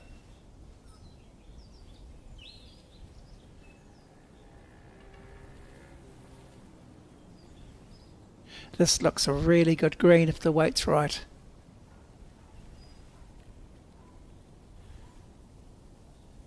And he's got the shot. It's a very good bowl.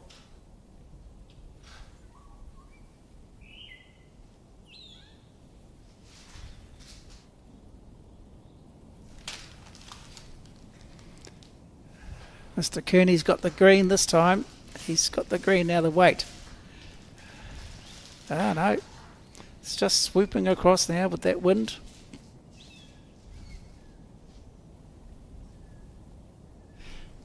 How things have changed, eh?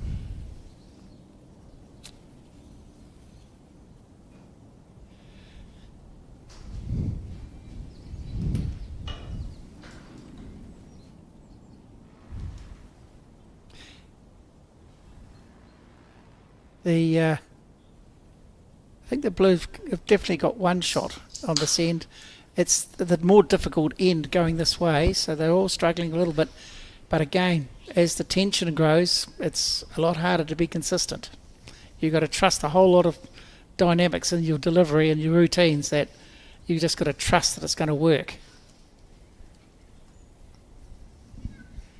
I wouldn't be surprised if he was trying to get right back there somehow, because he's got the shot.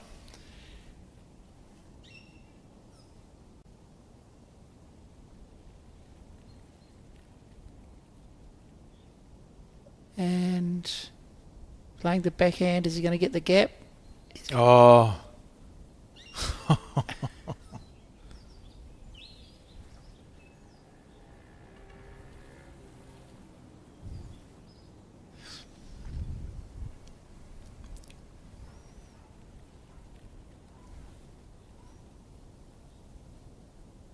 Oh, it seems wide, doesn't it? Early doors. We've gone early crow here with the wide call, but they are trying to get... gust of wind, it'll come right back to the centre line. I think they're trying to get round the back anyway, so that in itself is actually a really good bowl in case there's aggression. And he's looking to land the jack. His green's good, his weight's... No, it's a little bit shy, I think. One of the problems with a turning hand is it takes the weight out of the bowl as it turns across. So it never runs quite as far as you think it might. Well, that's case in point, because that last bowl looked plenty heavy enough and it was shy, and the previous one looked a lot too heavy and it was about right. So, and if you try and visualise it, the number of rolls the bowl is doing is the same or more as we relive this one. So look at that. Look how much it's moving sideways, across the head. Sideways, so yes. the bowl's still rolling, ticking over, but instead of actually moving forwards on a swinging hand, it's moving across. Sometimes they can almost go back up the rink if you get a big enough gust of wind. So it's not that you haven't pushed it far enough. This is interesting. If I could see it. There it isn't. Yeah. It's... Oh, I can see it still rocking to the left. Maybe in for second shot because it looks quite level here. Yeah, they've certainly looked at it. See whether one or two down. Fascinating. Interesting game. I mean, it's felt like Kearney and Inch have been in control for most of this match. Have we just seen something that's changed the way things are tracking for them? Because it seems like the other team has now got the line, or he's going to get away That's with a bit of luck, isn't it? He'll apologise for that. He'll take it though, won't he? He'll have to. You always take it. You just sort of go, it's not quite what I was looking for. It's not. Still might be a blue.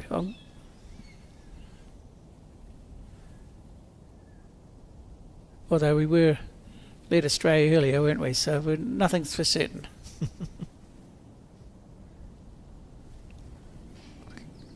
Interesting. I think you have to just be drawing through that on the forehand, don't you? Underneath that red stickered bowl at 11 o'clock, looking to replace Mike Kernahan's shot bowl. Big swinger. Or you go round that front bowl onto your own bowl if you've got one, just to make it two. Because if you go with weight, you run the risk of tipping that front red in. Whereas he played a nothing bowl as it turned out because the wind grabbed it. Wishy-washy in the end. Yeah. Now Kernahan can actually play to sit that shot bowl out if in fact they lose the shot bowl. Smooth as. It looks wide. You got to warn him, eh?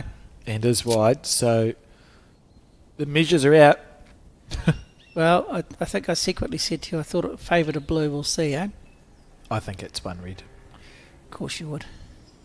mainly to be contrarian, Yeah, well, one of us is right. unless it's a drawn end. That'll be typical. Right, so he's now... Look how confident Les is. He's got, I've got the mat. Yep, I'll take it, thank you. And, yep, one to Mike Kernahan. So, as I said, 12-11 the score, and we're starting end 12 here, getting right to the pointy end of this match. Well, it's not the biggest lead they've had during the game, so that's an encouragement for the team that's got the blue sticker bowls. And I guess when they get late in the game, if you're in front, you're feeling pretty good with it about yourselves, aren't you?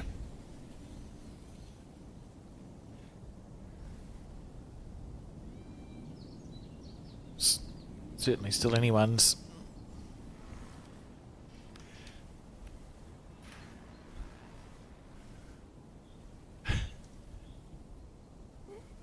The jack wouldn't go where he wanted it to go. That's always helpful. Yeah. So is it too early for you to make a call as to who you think might kick on in this game, or is it too close to call? It's never too close to call. I think I would still back Kernahan an inch to win, only because they've sort of had a very slight advantage most of the way. The 4 they dropped to make it 11 apiece, Kerry Becks took his chance, but it was also a little bit of bad luck. Either bad luck or bad shot selection, or both from Mike Kernahan, but it's like one off end out of the 11 that they've played. So I feel that Kernahan and Inch probably have it in them to win this game by 3 to 5 shots, which isn't to discount the fact that we know it's bowls, and also Kerry Becks and Paddy Stewart are both amazing at it. So if I had to pick one, I'd pick Kearney, but who knows, Keith? What about yourself? Well, don't like to be contrary, but just to make it interesting, I think I'll go the other direction. I think the tide has turned a wee bit, and I think in the last few ends, the Kerry and Paddy have been playing at least the equal of the Kernahan team, and yes, they've had a luck, but in bowls we know luck is gold. So I think that they're good enough players and consistent enough players to stay competitive to the very last end. And as we know, funny things happen in bowls. So I'm happy to go the other way, and we'll see how we fare at the end. And I'll be happy either way, because it's been a pretty good display of bowls from both during the game.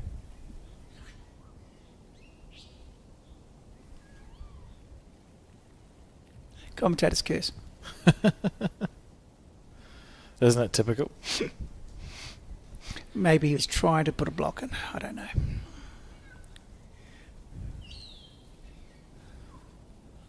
Oh. Yes, sir. Bob. That's brilliant. Oh, good try. That's at least 2, possibly 3.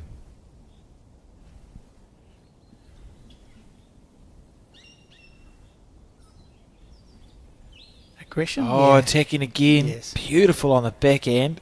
He's close to something. He's got the jack, and he's killed it, so we're going to see a replay. He's not missed, sorry, he has missed. He's missed 1, Kearney. He missed 1 drive shot out of 4 so far. Oh, a little smile. He would have said something funny then. Not sure what it was. Firm draw, perhaps. Good bowl. Stays 12-11 the score. That was the time and a place to play that type of shot. That's where the experience and the skill comes through. So they're about to replay the 12th end. As you remember, it's 12-11 to Mike Kernahan's team, and what's been an enthralling game of pairs. We've got some great bowls. That replay we just briefly saw the end of was Mike Kernahan killing the jack as he was at least 2 down, and it was in these conditions an excellent display of a drive which really did not look like missing from the time he let it go. And again, it's something that I think we all agree, when you've got these top quality bowlers, they just make it look a little bit easier than it actually is. Now they're starting the 12th end again. And I think it's still uphill. Or the wind got it. Perhaps that was the better answer. Now I'm interested to see that this hand is the one that generally they're getting more consistently close playing. And again, it's a pretty good start in these conditions.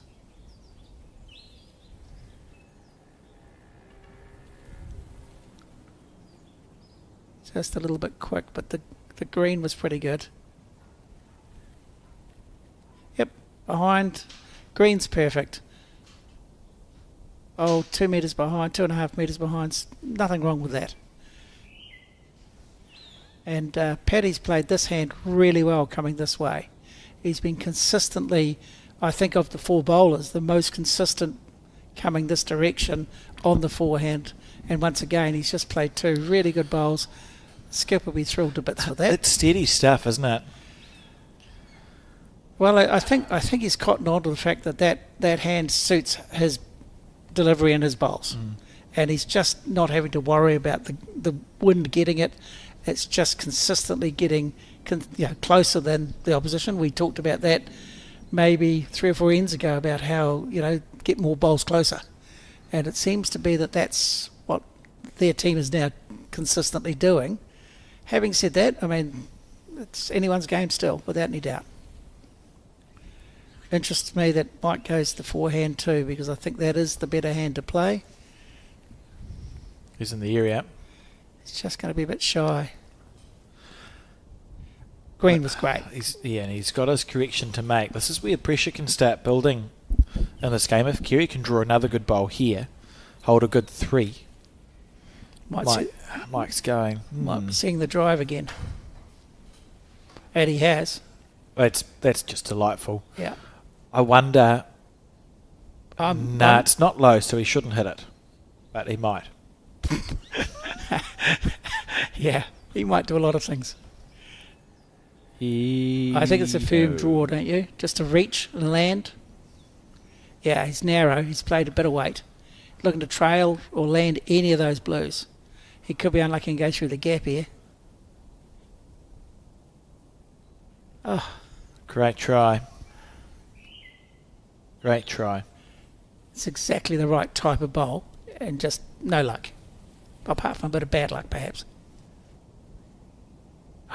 He's gone for safety first, around the back, perhaps. He's got, covering the back red.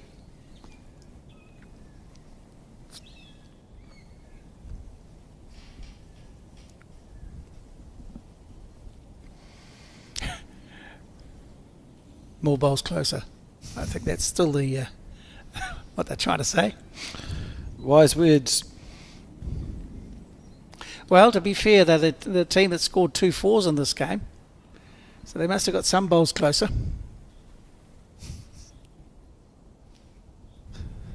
So on the forehand, with a bit of venom. He's narrow. He gets a gust of wind, he won't be. No, he's narrow. If he gets a gust of wind, he won't be. Oh, he was narrow there. Yeah, but unlucky really. He was narrow the whole way. It needed a fairly big gust, to be fair. Yeah, you do have hope sometimes. I've seen stranger things happen in bowls. Yes. Let it go underneath the line and just go, please. He needs no wind. Please, bowling gods, let there be a good gust of wind. Coming back enough. That's in the hunt. That's in the hunt. That's beautiful. That's a lovely... And there's a bowl-sized gap. Yes. He's created nothing for him. That's lovely. It's brilliant. Absolutely brilliant. Maybe you might be right, Keith. I've never been right. I'd like to think... he's short. If it's short, it's bad. But look at the bowl. It's getting pushed out by the wind. It's on the right line. It's going to hit his hand. Trying to... Do you find it when you're watching? This is something I do. And someone stands in front of the camera. I regularly will lean to look around the person. No, I'm not crazy. I thought, though, to be fair, that it was going to hit his hand. And that might be slightly crazy. It's like, oh, they're in front of the camera. And they're such good bowlers that could have hit that hand. I'll just lean to my left so I can see around them. Well, the angle would be better from there. Precisely, just like I would if I was watching a game of bowls. You wouldn't be riding the bowl, though, would you? No, just leaning to look. Leaning to look, yeah. And in the end, Les was unlucky there. So the jack right in the middle of your screen is behind that blue-stickered bowl that sits flat. And it looks to me like Kerry and Paddy are holding 4 shots. And bowl. What's important about that is there's really nothing to land on. There's no target. Unless he goes full-blooded drive for the jack, which is high risk as well, because if he misses, he's going to drop a bundle. He is going it, I think he's going it. Well, here we go. He's wide. There's a gap that wasn't there before. That's it. And that was the beauty of sitting out and in at the same time, as you create a gap that's not there. What would you play if you were Kerry? Best bowl on the rink would be to run a foot and a half, 2 feet short, in the eye. Not directly short, because then you can punt it straight onto the jack, but just stopping that shot. Because you've got 4, you can't clean them all out. Yeah. If you go past it, you create something. Or you leave him the same shot. He's going backhand. Maybe he's seen something at the back he thinks is a danger. Possibly he's just staying safe. Yes. And, in the eye, maybe. He played pretty much what he had to play, which was nothing, because he didn't want to set anything up. Now, this is a big bowl. He's drawing. It's 4 down. He's played it pretty well. Oh, it's going to stop on him. Oh dear. Beautiful weight. Absolutely perfect weight. Just needed a gust of wind to hold it for a bit longer, eh? Bonus bowl. We don't know how, in the end, how important this bonus bowl is going to be, but it's pretty darn important.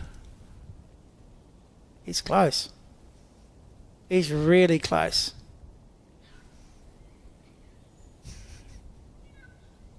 That's 5 of the best.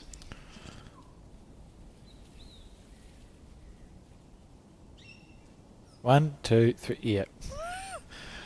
Well, it's a disaster for Mike Kernahan and Les Inch at this stage in the game to drop a handful of shots and trail 16 to 12. Absolute disastrous end. And what an end, conversely, it was for Paddy and Kerry, who've just knuckled down, put 5 bowls within a few feet in the wind, and now in the box seat, really, to carry on. What do they need to do here, Keith? They're 4 up, 3 to go. Just need to kick on, don't they? Keep that momentum going. Classic adage in bowls, you play the card. You've now created an advantage. I think the most telling part of this game to date is that bonus bowl he played with his last bowl there. I mean, that could end up being the winning of the game, simply because he converted that last bowl. It may prove not to be too, but it's so important when you get the opportunity to score a number to take full advantage, and that's exactly what they did.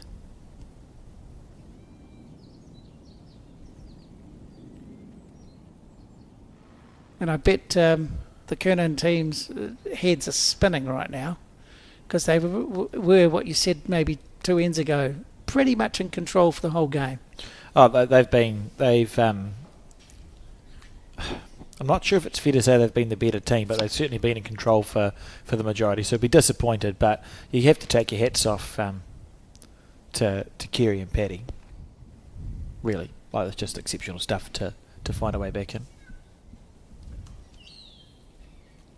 Well, at the end of the day, it's the quality of the bowls that I'm impressed with. I mean, we have, we talk about the conditions and how difficult it is and how windy it is, and these guys have all 4 of them have played great bowls at times, And the reality is that, we've seen a really good display under difficult conditions, and that 5 sort of culminates with what that blue team have done 3 times in this game now. And we've seen this a bit too in the last 7 or 8 ends, where on the crossover, Les has got 2 bowls that are short of the jack, and Paddy's got 2 bowls that are passed, and both of them have missed by a little bit, right? So they've both missed. They both haven't drawn the jack, but the beauty with Paddy's 2 bowls is it gives Kerry the confidence that he knows he's got stuff past the head, whereas unfortunately for Les, he's missed by the same amount or less, but it's not helping the head in the same way. And it's a double whammy. The minute you have a short bowl and things aren't going your way, they're the ones that your skip hits because they're in the road. Every single time. Yeah, so I mean, at the end of the day, well, he's playing the backhand. Let's just see if he can hit one of those short bowls. But I hope he doesn't, of course. But, it's silly to be short when your scoreboard pressure says you need to be at least past the jack. That's a great, that's a lovely bowl. In the context of the game, that's a great bowl. I was going to talk about Gary Beck's delivery and forgot to do so. And he's now played his 2 bowls, hasn't he?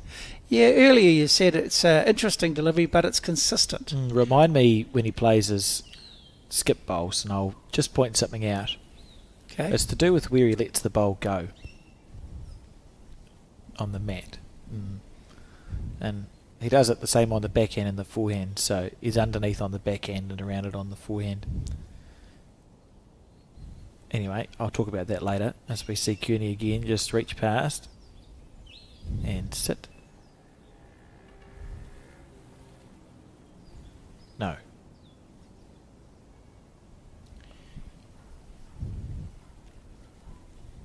Right. That wind is still gusting. You can see the shirts flapping around, and it's quite strong, and it's making a massive difference to how going this direction, how people are playing and how close they're getting.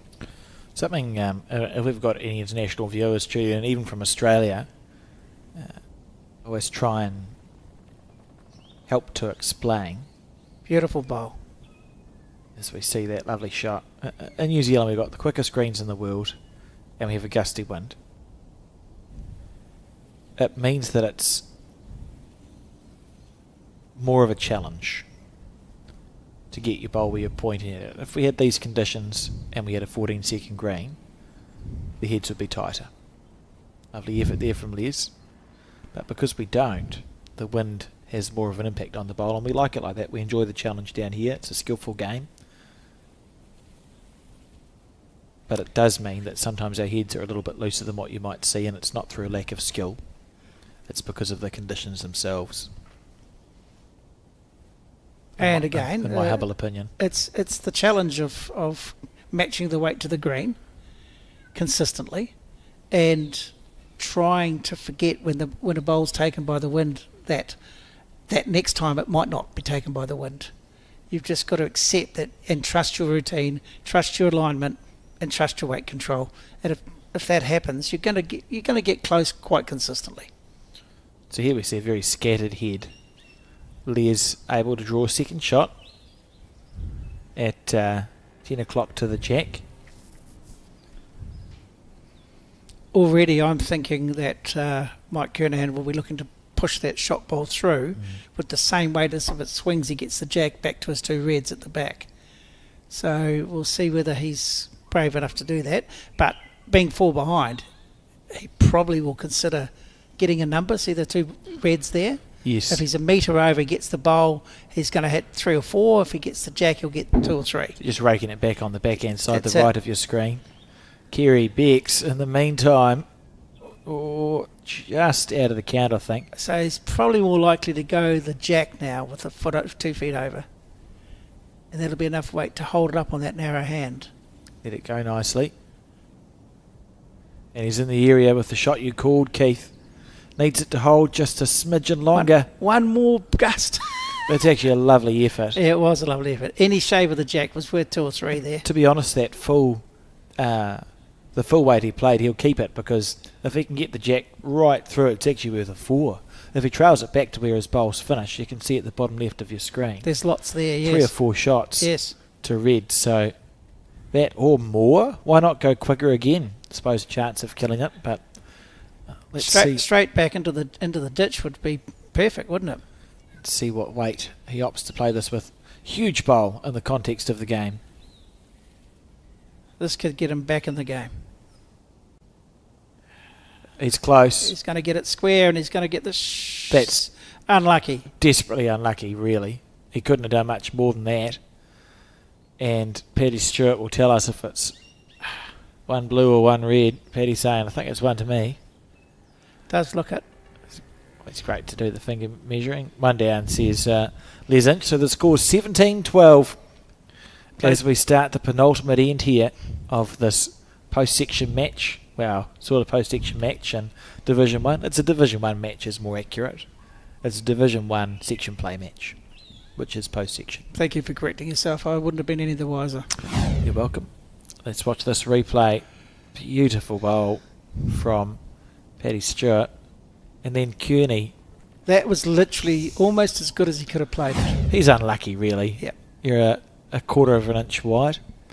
And we have talked about bowls luck, and he's had 2 or 3 pieces of bad luck in this game. 2 pieces of horrific luck, and I think Kerry Becks and Paddy Stewart have played well in the last 6 or 7 ends and have been there to clean up the mess, sort of thing, when it has happened.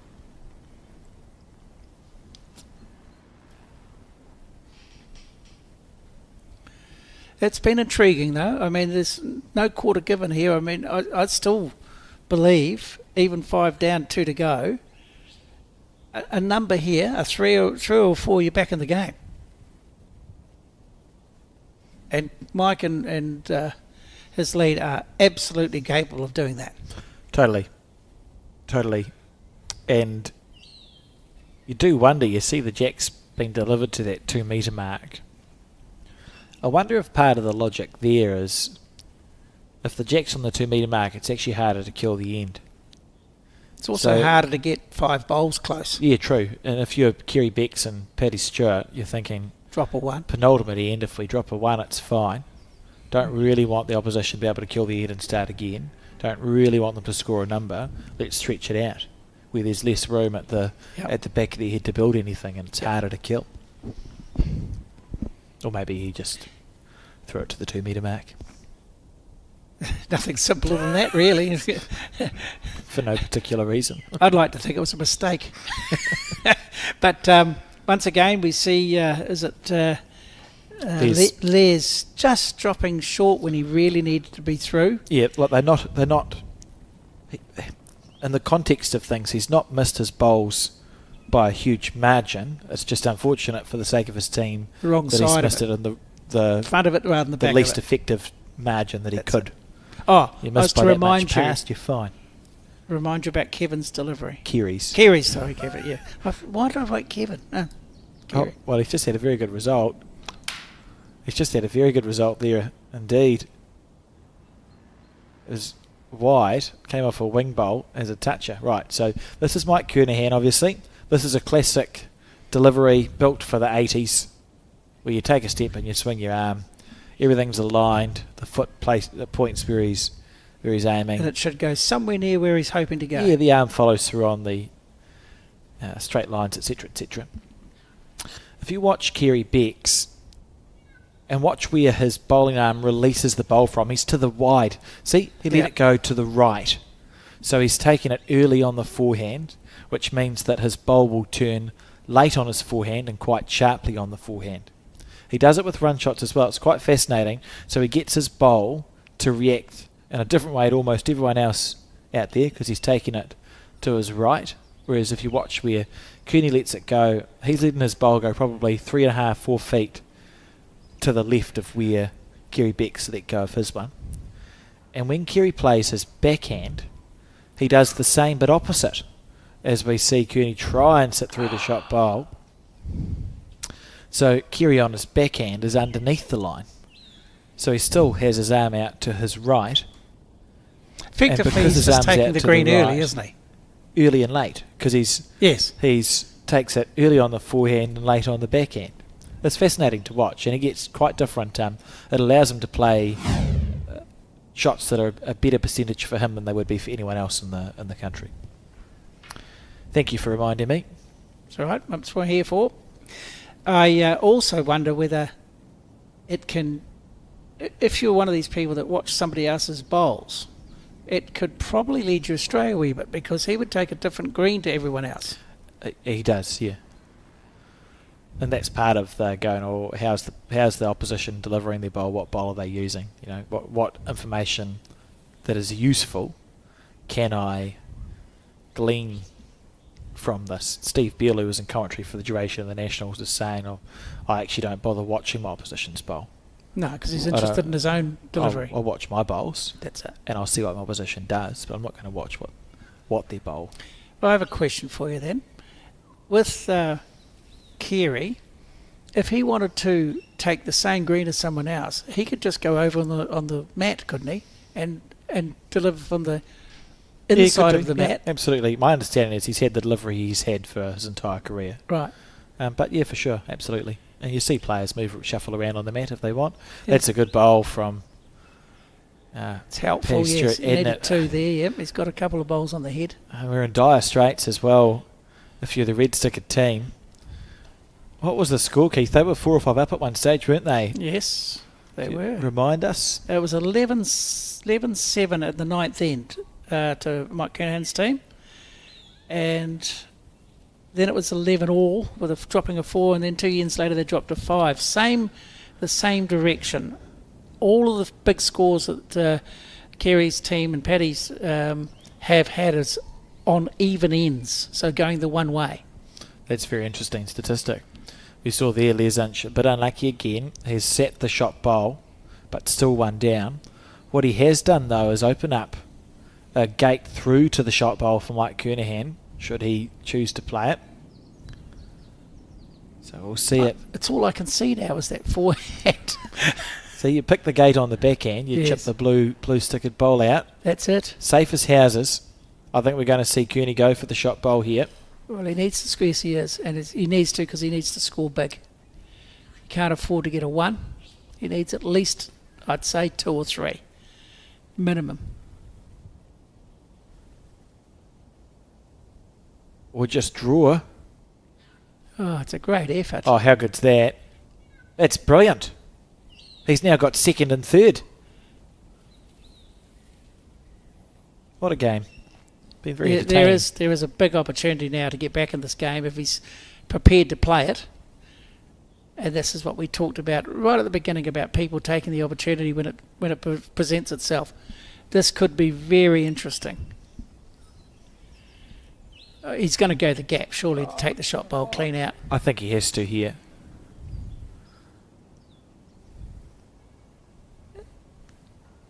It's hard to tell what weight he's... Oh, it's narrower, so he's played weight. He's looking for a 3 here. Clears the front one. He just needs to clear that. He's done it. He's done it. He's not. Oh, no. How? Oh, wow. Oh, goodness gracious me. So he opted to play the harder shot to make a 3 instead of a 2. Has rocked it. And he's dropped to 1. As we start the final end now in an almost unretrievable position for the Kernahan team. 12 shots to 18. Wow. What do you say to that, Keith? I'm a little bit shocked that he played the tougher shot, and he should have got the result. He got round the front one, and you wouldn't expect that bowl from the time it got round the front one to turn enough to not get the shot bowl. And he only just touched it and to rock it, whereas he should have, in theory, with that green and white, he should have been hitting it solidly and getting the 3 to be back in the game. Oh, I mean, it's quite impressive. It's a sign of the confidence of the man that Mike thought, actually, there's a shot on for 3 here, so I'll play it, because he backed himself. Played it essentially to perfection and has been rewarded by dropping 1. It's, in my opinion, worse than that because he backed himself to draw a close one with his first to give himself a chance of a number, and he still did that. So, I mean, a lesser bowler would have gone the bowl with a lot more weight with his first time and got the shot and then maybe drawn 2. It was just, it's incredible how unlucky some people can be, and yet tomorrow or the very next game it can be completely different. Yeah, and I think that's part of it, is you just try and give your bowl you try and play the shot that you've selected to the best of your ability every time, and if you're having a good day it happens more than it doesn't. And if you're really lucky, the opposition doesn't get that element of luck that they need. Mike Kernahan couldn't have played that bowl any differently, really. Or perhaps any better. Play it 10 times like that, you get a result 8. Yeah. And it's just one of the 2 times it went badly for him. And as we say, it's now 6 the difference. But nothing's impossible in bowls, and Kildane's are replayed. So let's see if the red stickered team of Kernahan and Inch can find a way to score a 6 here. See, and underneath the line on the backhand there from Kerry Becks. But just essentially what it means, if you're interested, the bowls theory of it is it just changes the breaking point of your bowl based on where you let it go. So when your bowl turns can be changed based on where you let it go. That's all it does. I was interested. Thank you for that. You're welcome. And hopefully Kerry will play his backhand again so we can just watch. So he takes case in point sort of style. Yeah, he takes it from his right, so he's underneath. It's what we talk about being underneath the normal line. You see there? So underneath the normal line of the bowl. So it's 2 or 3 feet to the right of where it's usually let go. But you're right in terms of it's a consistent delivery. Exactly the same every single time. Yes.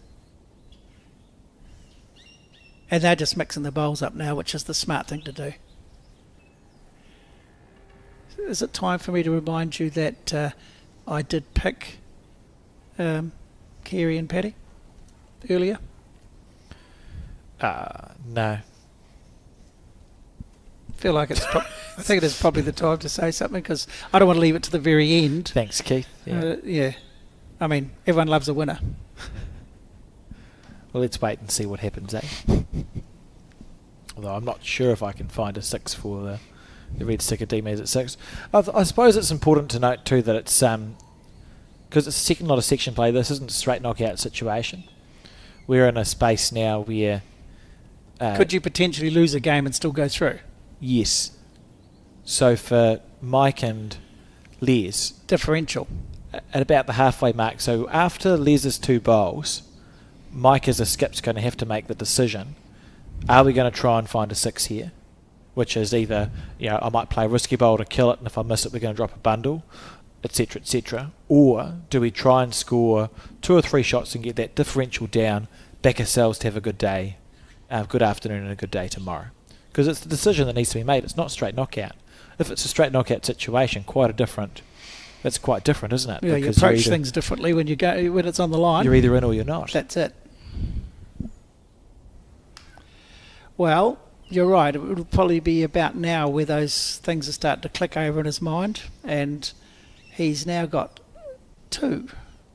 Doesn't look like a 6, but it's certainly 2, and he's probably thinking if he can get 3 or 4, he's not completely out of it. And we'll potentially commit to trying to build this head and get as many as you can on this one. This looks good, doesn't it? Stalking down after it. Just a tiny bit quick, maybe. Pretty good at bowls is Paddy Stewart. Yeah, he's been consistent. I think of all the 4 players, he's the one that's impressed me the most in these conditions. He's picked a hand that he seems to have, his bowls have suited. Yeah. And he's been consistent on it. Solid, eh? Solid. 4 good bowls, most ends. I think this is going to die in the rough here. And so now it's decision time for Mike Kernahan, because they are holding. At least 2. But he's only got 2 more bullets left. Yes. So the most they could score on this end, the final end, probably a 4. Yes. Maybe a 5 if he plays an exceptional bowl out of finds an exceptional Point being, bowl. no 6. Not a 6 on. No. So you can try and do that. Back yourself to have a good afternoon and a good day tomorrow.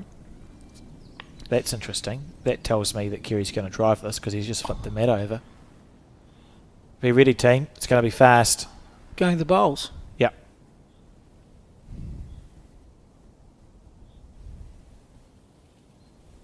I love his drive, eh? Like that's It's pretty accurate, isn't it? Considering he has one of the quickest and most accurate drives I think I've seen. yes, which is a little surprising when you've got what you could call a different delivery. Yep. It's not stock standard out of the No. notebook of how to play bowls, is it? But he's worked on it.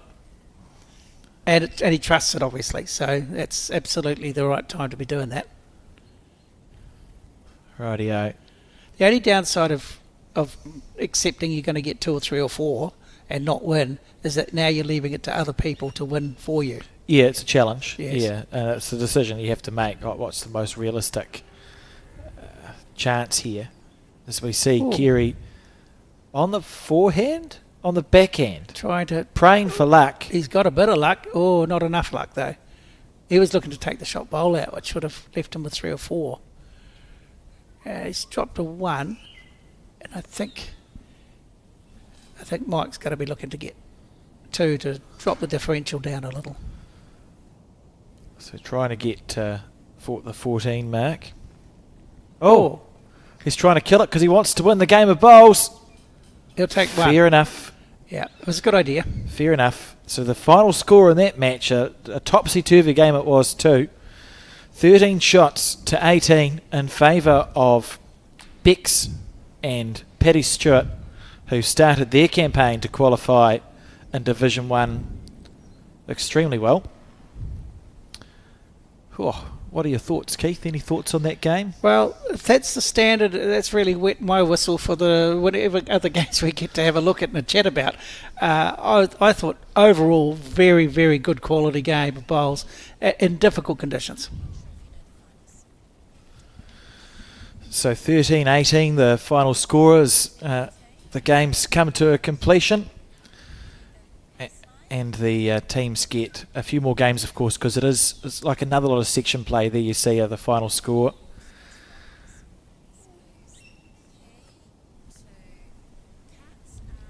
Will be interesting to see what happens coming on. We've got a 2:30 start for the next game. As you can see there, it's scheduled 2:25. It'll be 2:30.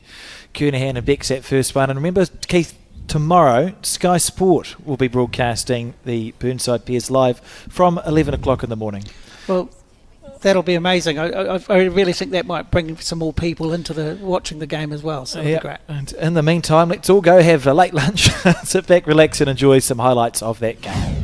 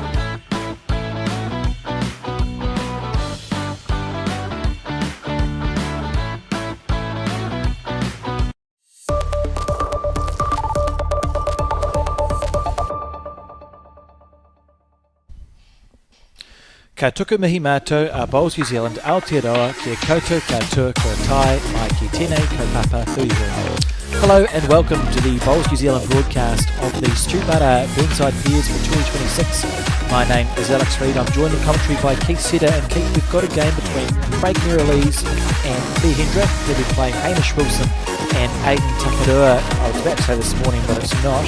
What do you think we're going to see from them?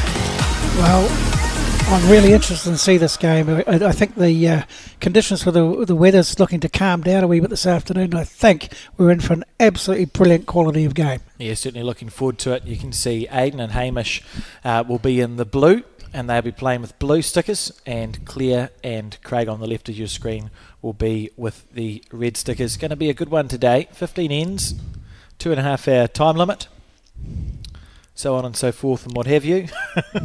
The players will be into it shortly, but it's warm today, 29 degrees, feels like 31,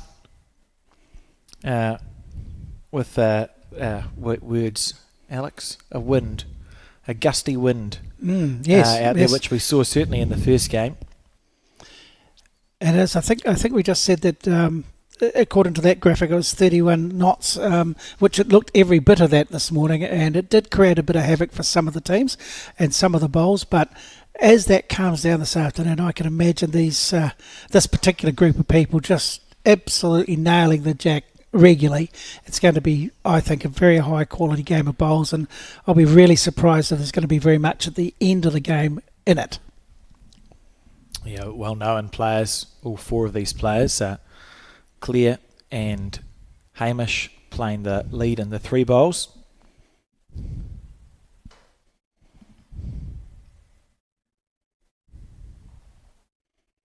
And of course, Craig and Aidan playing the two in the skip bowls. Correct. There's no tricking me today. I can tell you I'm all over it. You're on fire, Keith, and that was Claire's first bowl there on her back end. And look at that, Hamish has even got the blue bowls to match the scoreboard.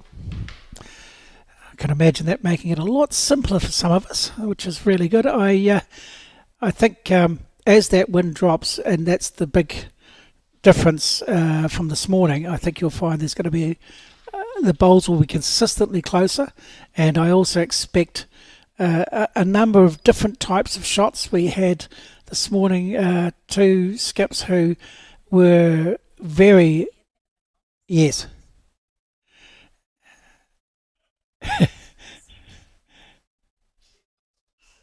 So Claire's gone a little bit wide with her second bowl.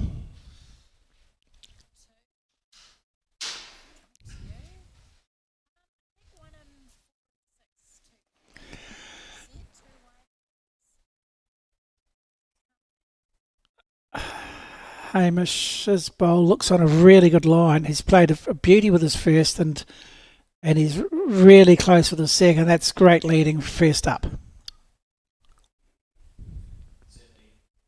Certainly is a good start, isn't it?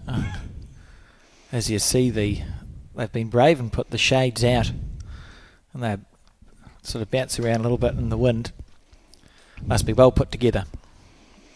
Yeah, I do expect there'll be potentially, with the way these people are going to play, there's going to be a lot of bowls that are going to be quite close, and I know Aidan's background is that he can be quite aggressive, and I don't think we'll have to wait too long for some bowls to be, let's say, well weighted. Yeah, he's got a very good drive on him. It does Aidan Takadua.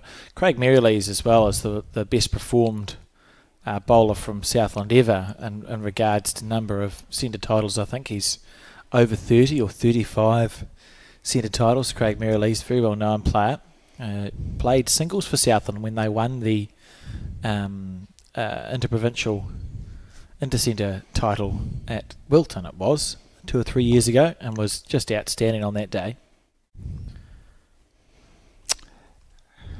Well, I think we've noticed already with this game that the grouping of the bowls is really close compared to pretty much the whole of the last game, and that I put down to the fact that the wind has already dropped a little, and I think you'll find that this is going to be a standard which is going to be exceptional, and it's going to mean really good viewing, and you know, it's going to make things very interesting and intriguing for us to be able to comment on. Oh, look at this. As a place to start. That's 6 bowls within a medium-sized tea towel.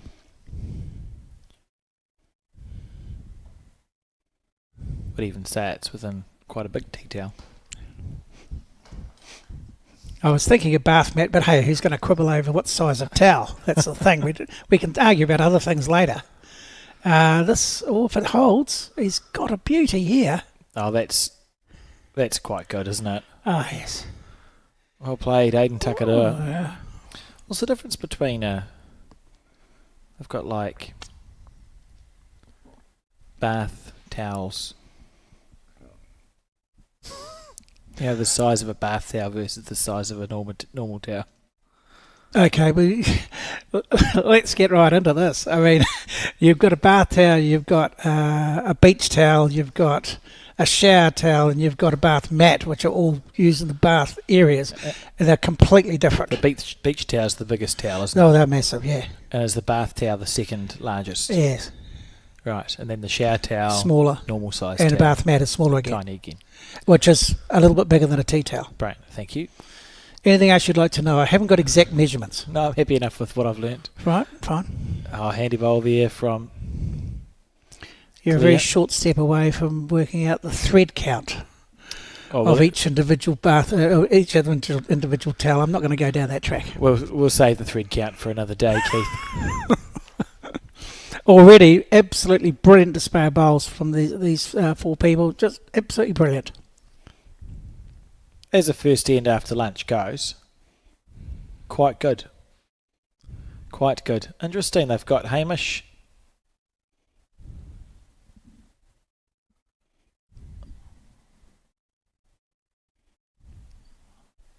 I've confused myself. Who's got pink bowls? Aidan. And And Claire. Mm. Right. If only we had stickers on them. Would be helpful. Oh.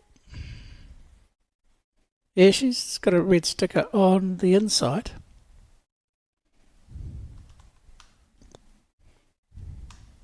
Just testing out our ability to remember things. We'll have to watch. We'll have to actually keep a track of what's going on. It's amazing how spoilt we are nowadays, isn't it? I remember even when I started, all the bowls were black and you had to memorise the logo that was on the bowl. Pukaka and all those sorts of things. Now we get confused if there's more than one person playing with the same coloured bowl. How far we've fallen. As we see Craig use the old finger measuring trick, trying to understand who's got the shot.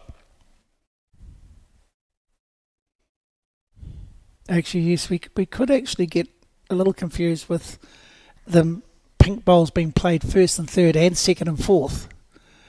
That's what had confused me, yes, because I thought Aidan was skipping. And then a pink bowl came up the rink. Well, that's okay. I need the mental ticking over. Now, something about Craig, he always looks like he's about to drive. Yes. And it's not often the case. On this occasion, he was. If he gets it square, chipped it out, good bowl. Still 1 down to Hamish Wilson's blue bowl at 6 o'clock to the jack as you see it. Aidan Takadua straight into his work. Well, we certainly noticed this morning when the skips broke out of a draw and played a drive that they were very accurate, and we've seen it again in this game already. I mean, not giving it a second thought, I'm going to back myself to hit a bowl or 2 bowls, and the target wasn't that large, and he still got a connection, which is great, isn't it?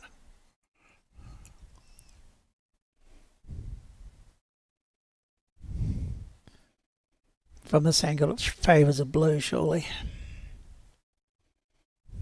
Which we now know is also blue.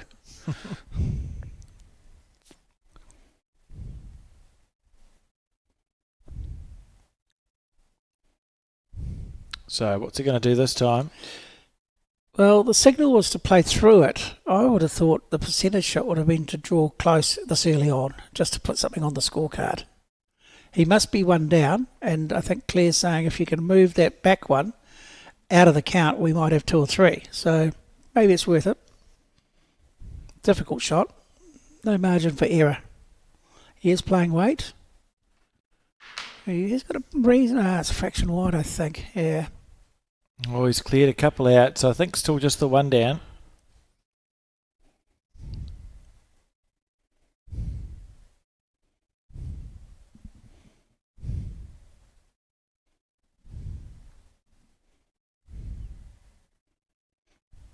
Now, correct me if I'm wrong. Aiden very recently played in Hong Kong and was successful, was he not? He was. The Hong Kong singles was a good one. He said a good run of form actually. He also played the World Series singles final. And you've distracted me from figuring out how many it was. I think it was just the one, wasn't it, to Takarua and Wilson. So 1 to the blue.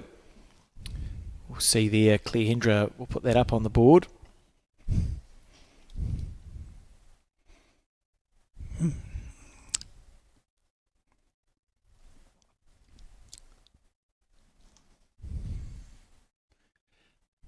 And once again, from what we saw this morning, that line is absolutely perfect. And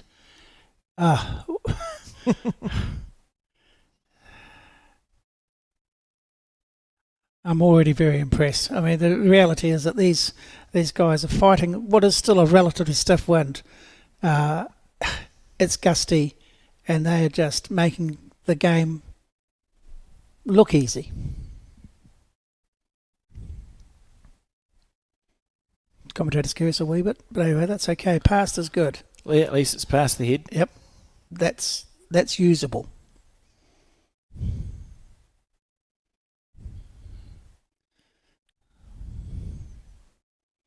There was a case this morning that, from what we chatted about, the one of the leads clearly had the best game of the four people, and I think in the end that told in the result of the game. Yeah, I agree with you. Paddy Stewart played lovely bowls. Hamish Wilson, who's playing the lead bowls for Aiden's actually also the president of the Burnside Bowling Club, has just won the Canterbury Peers with someone? Liam Keegan.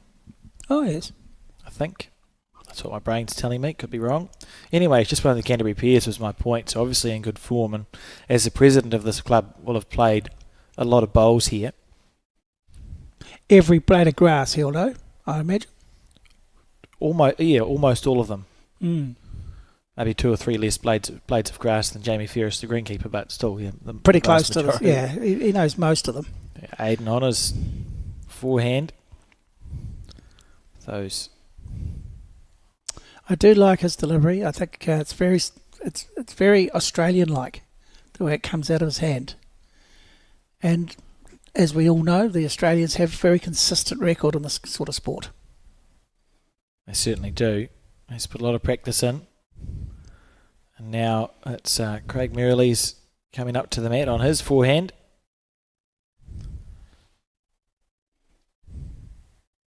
It faces quite flat on, Craig Merrilies. Quite straight on, yes. It's hard to see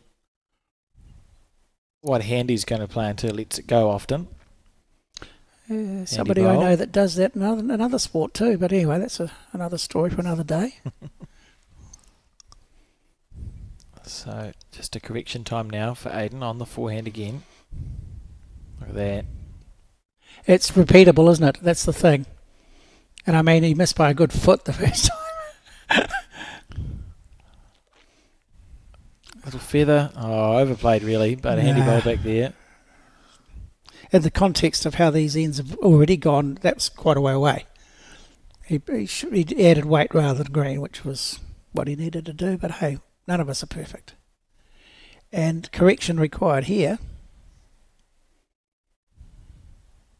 So we just have a look at the rest of the green. You can see plenty of bowls going on, and they're divided into different divisions, Keith, 1 through 4, after 1.5 days play. This is Division 1 match that we're watching. And tomorrow they play one more game in the divisions. In their division, and then we will know who our semi-finalists are. That's when we start our broadcast, 11 o'clock tomorrow morning live on the Bowls New Zealand YouTube channel and Sky Sport.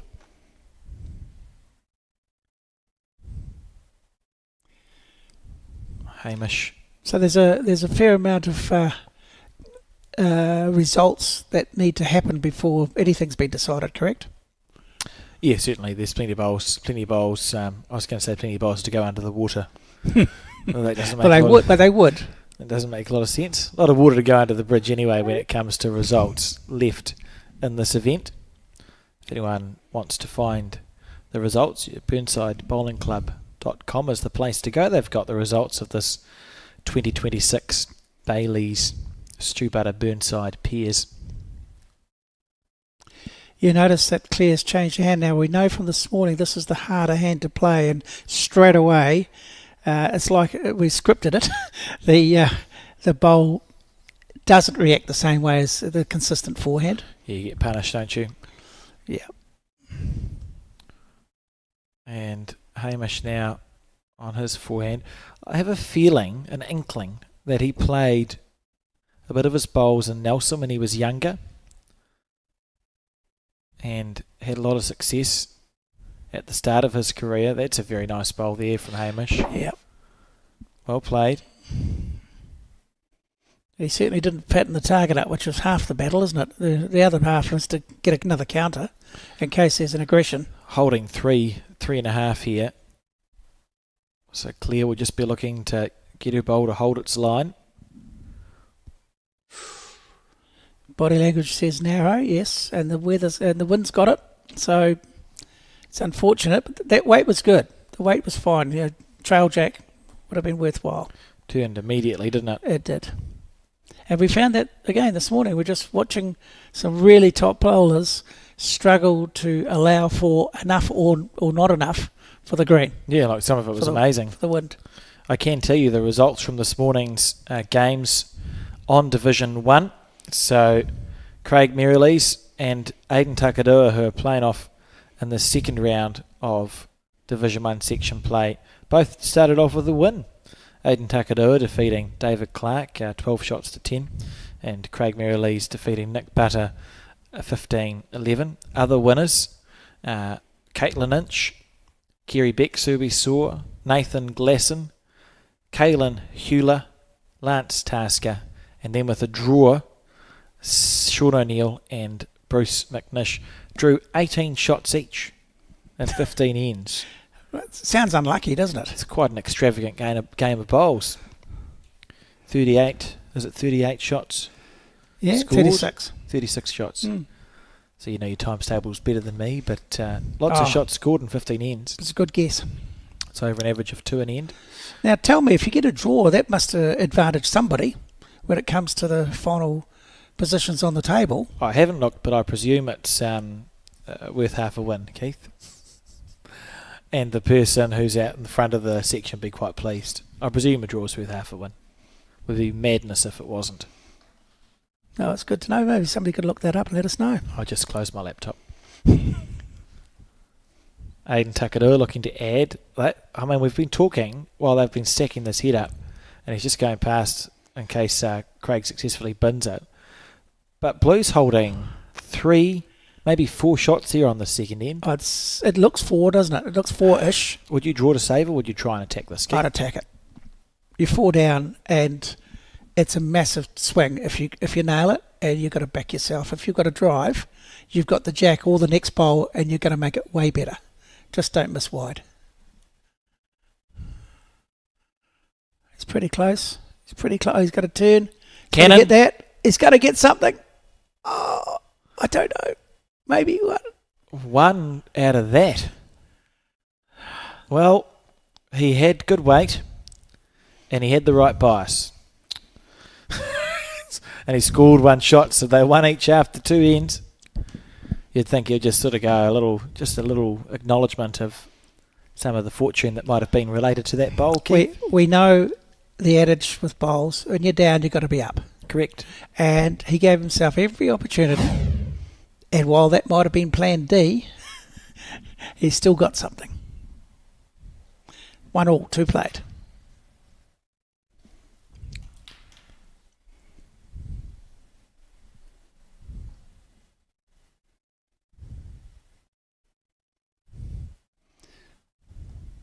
Something we haven't chatted about, Alex. Keeping, when you get the jack, try to keep it to a certain length that's going to advantage you. How important is that? In other words, not throwing the jack too long or too short. Quite. It's sort of because it's boring to practice delivering a jack. It's sort of a neglected Great bowl here. part of our game is clear. Just nicks the jack back off the 2 metre mark. I think it could be thought about more than what it is. Certainly, if you're dictating the length and you can accurately deliver the jack to where you want it and where you think you're best advantaged, you're going to find that goes a long way towards helping you win your game of bowls. But as I said, it's not the most exciting thing in the world to go down to the bowling club with a bucket of jacks and practice your jack throwing. So I think we often... It's still a skill. I don't disagree, but I do think we neglect it a little bit as a sport. Interesting. You see how far that mat's been brought up by Claire Hendra. It's almost all the way to its full extension up from where the players are. So and while she's delivered the jack to the the 2 metre mark. while the jack is long, it's still a short end because of where the mat is. Correct. And that's something that you see the top players do a lot as well, is how can you change some of the optics. So the instinct as a bowler, when you see the jack at the 2 metre mark, is, it's a long end. That's your instinctive thing. 9 times out of 10 when you're playing to a jack there, it's probably 33 to 35 metres away. And sometimes you can forget to think about the fact that the mat might be halfway up or 2/3 of the way up. 8 metres closer than it normally is. So your instinct is to deliver it for a long end, and you do that and go hoofing into the ditch. Right. I believe I've done that. I've seen it. Yes. Happens constantly, to be fair. But, because I'm pretty new at it, so, you're just guessing. But this is a delight to watch. I mean, already the quality of these bowls, very impressed with all of them being consistent under the conditions.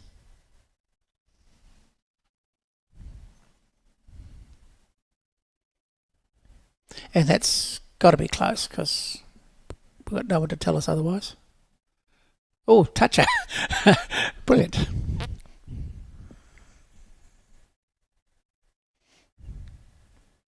Aiden on his backhand. He's taking a slightly narrow line. Whether that's weight related or whether he's just not taken the green, I don't know. Yeah, played it with a little weight. Oh, lovely. Yeah, very good.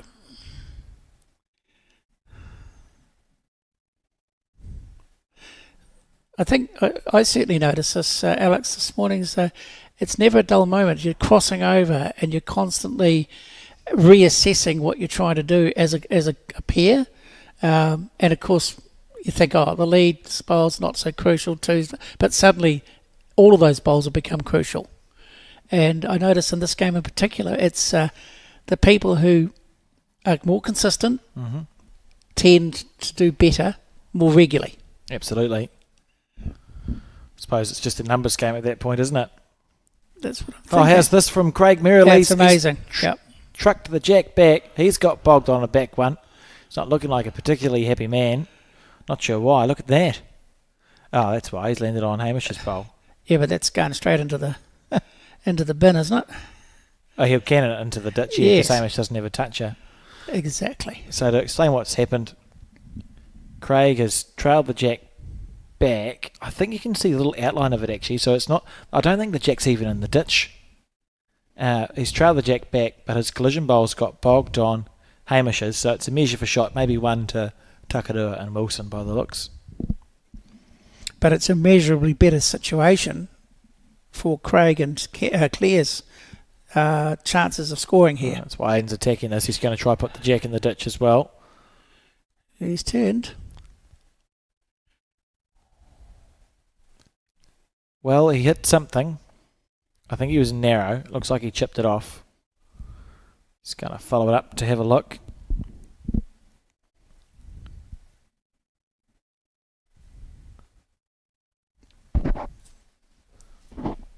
There's quite a lot of excitement for this early in the head. when you consider the fact we're not even... Are we even halfway through the header bowls? I think we've just reached the halfway point. Because that was the twos bowls, wasn't it? Yes. And we've seen the jack just about trailed into the ditch and Aiden try and cannon a bowl off. Oh, I just think already there's intent. There's far more aggression, there's far more positivity. Clear trying as well. Yeah, because they've got different things to hit, haven't they? She's close here. It does look close. What? Oh, we'll go on vibes. I reckon she found a gap that wasn't there. It's clean through, whatever it was, so that was good. Well done.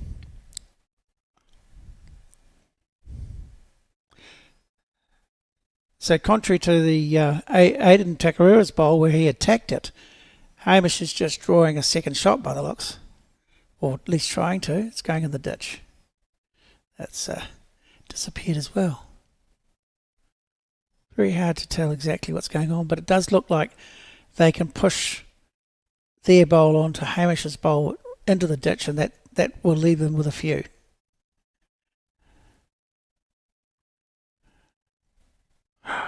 Square. Something, maybe?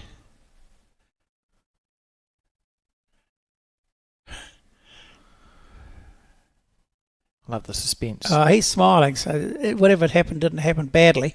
So that's a good sign for him. Hamish is trying to get close again. Yep.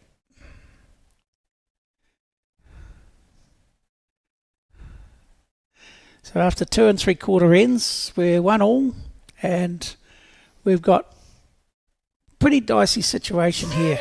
Well, we know the jack's near the ditch, and they all seem to have missed in different ways. There's a toucher, so I think Hamish just put the jack in the ditch there. Goodness, it's an unusual end to have the jack so close to the ditch from the right at the beginning, and that's why we've got all these bowls right near the end of it.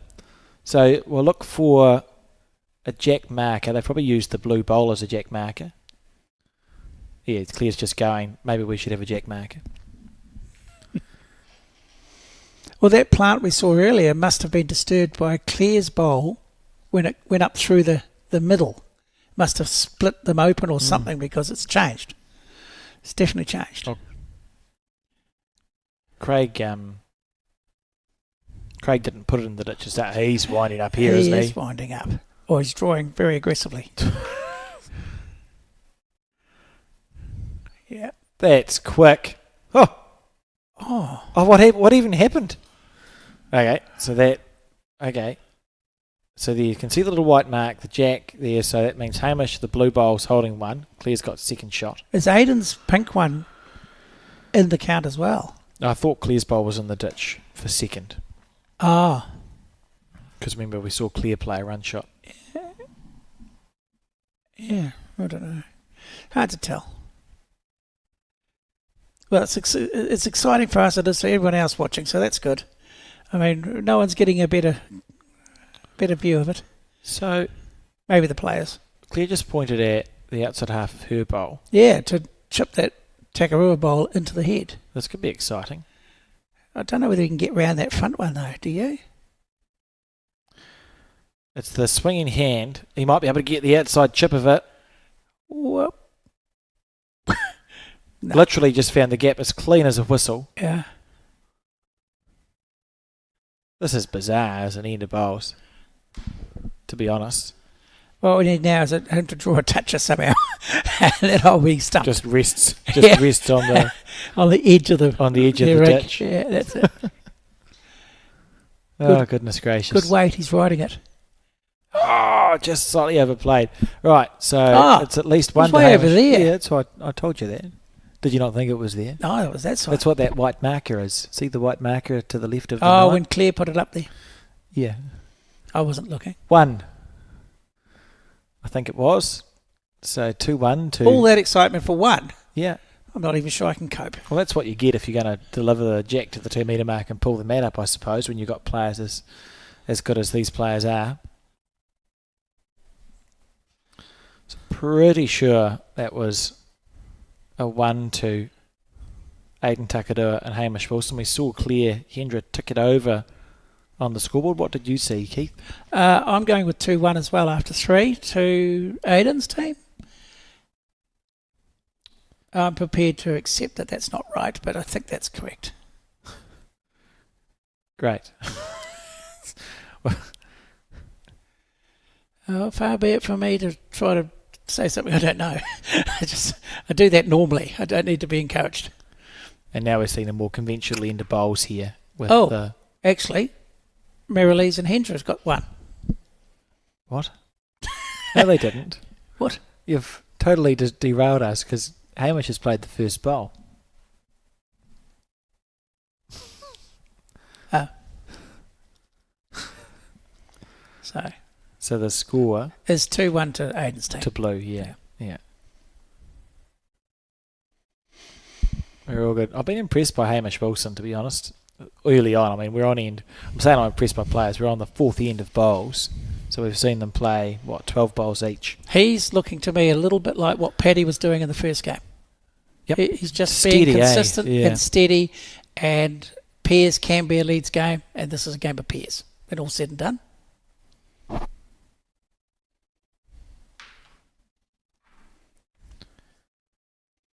Walk on the crossover.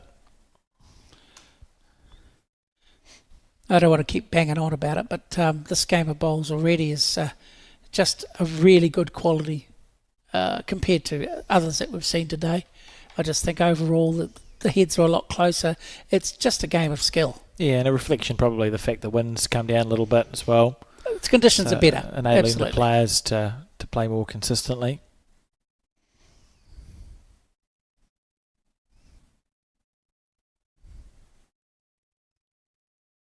Yeah, I like this. I think I do anyway. Oh, a bit shy. That looked really good weight when it's halfway up, and it must have got to just hit the gust of wind, eh? Backing himself to draw the shot on the forehand. Seems wide. It does. Oh, yeah, it's got caught there a little bit in the wind. See, the weight was terrific, and he's ended up getting the shot, and green was pretty spot on as well. Ooh, the trickier backhand. This is going to be interesting to see what sort of result Aidan can get out of this.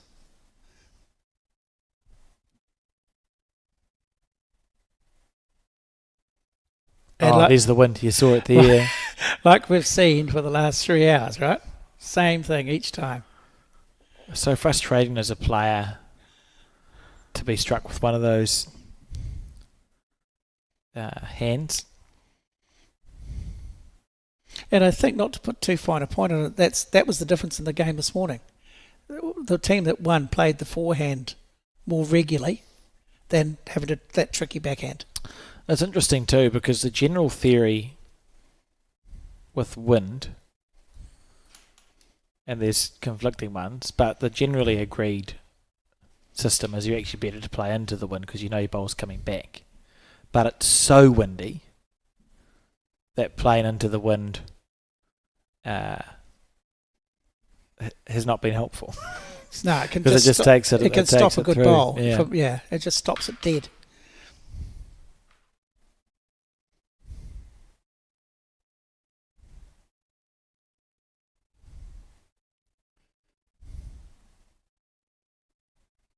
Now that line looks really good to me.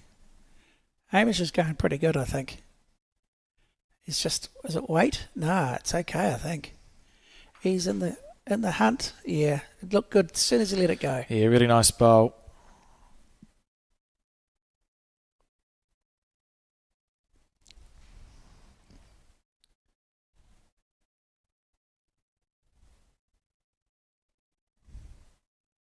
She's going under it now. She's looking for the bowl or the jack. And she's going to... it's going to be a little unlucky here. Just a little unlucky. That weight was pretty darn close. That was a great try. Yes, it was. And now Craig, more of the same. Can he do it again?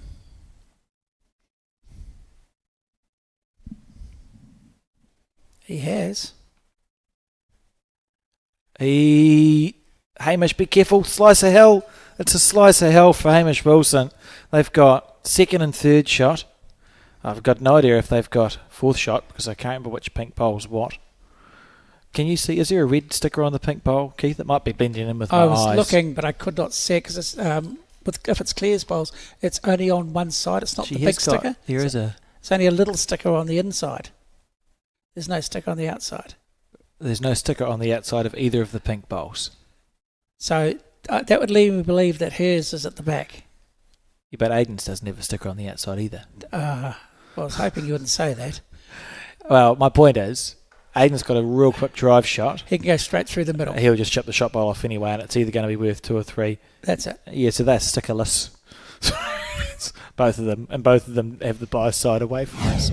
So the stickered bit isn't there. As we watch this replay of the slice of hell from Hamish Wilson, yeah, he's half a bowl away from training it around the corner for 2. And half a bowl wider still, he'd have nailed his shot bowl and it wouldn't have touched the jack at all. So, he had plenty of options. He was just... Right, this is going to be real quick. It'll be faster than a speeding bullet. And watch the backswing here with his delivery. Solid drive. Look at that. Oh.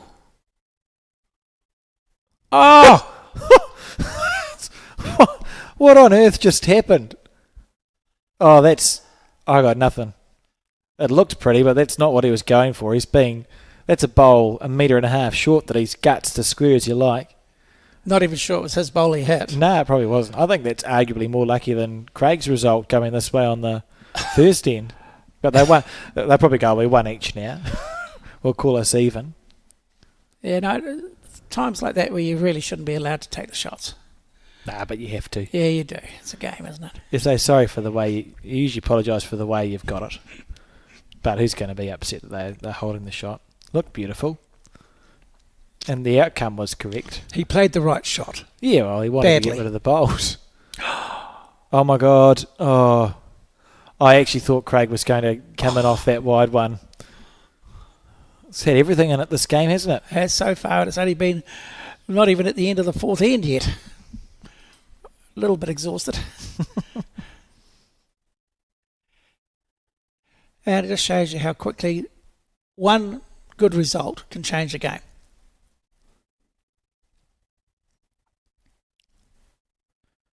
So what's Hamish indicating there, do you think, Keith? I think he thinks he's got 4. I think that one that's pink, I think that's Aiden's. So he's definitely got 4 and just draw the gap for 5. I think that's what he was indicating. It's not far away. I mean, that's classy. That's very classy.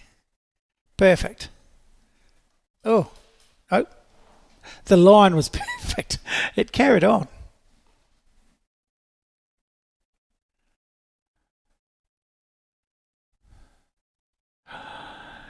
Now, this is why they pay you the big dollars, Craig.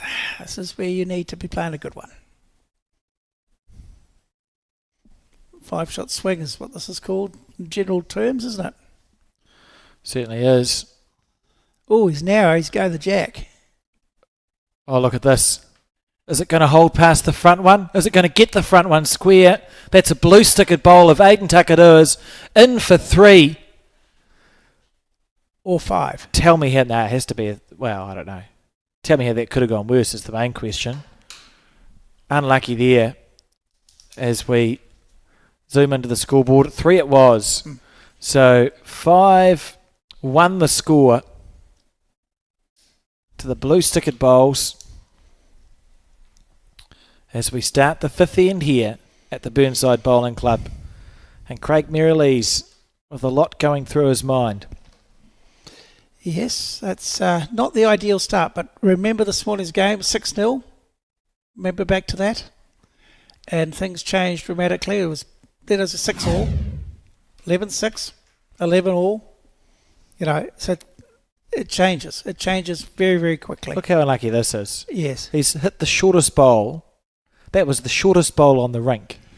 And he'll be thinking, I didn't even have the good sense to hit it too hard. Well, to go past. It might the have been jack. worse if it jacked the jack back, but anyway, Oh, it's a story another day, isn't it? that's a cruel game. It is cruel, and I mean that's really come out of nowhere because they have been very well matched up until now.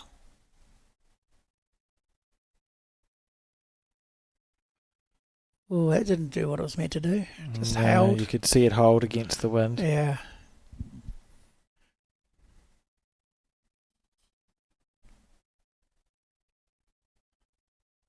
He's got quite a nice grooved delivery action, doesn't he, Hamish Wilson? It's repeatable for sure. Mm. It seems to come out the same direction each time. You know, like it's a routine that's simple and same. So Claire Hendra now. I think she was a very good squash player first. Claire Hendra. Oh, she's a pretty fair bowls player too, to be fair. Yeah, I'd be happy if I had that ability. She's won national titles, won the New Zealand Fours. Twice, I think. Played for New Zealand at a multi-nations event. Yeah, she's been in and around the top end of a lot of big tournaments throughout the history of her games. And the reality is that you don't get to the business end without being or having some abilities. And even being here now shows you the ability because pretty much all the bowlers here have got a background that they can be pretty proud of. And generally speaking, yeah, they're coping with the conditions really well. Absolutely. You just have to look through the names who've won this event in the past. 2006, the first year it was played. Andrew Curtin and Morris Symes were the inaugural champions. Names like Andrew Todd and Jamie Hill won it together. Morris Symes and Mike Kernahan. Scott Thorburn and Corey Wedlock from Australia in 2017. Corey Wedlock and Aaron Wilson. Mike Kernahan, Tony Grantham. The list goes on.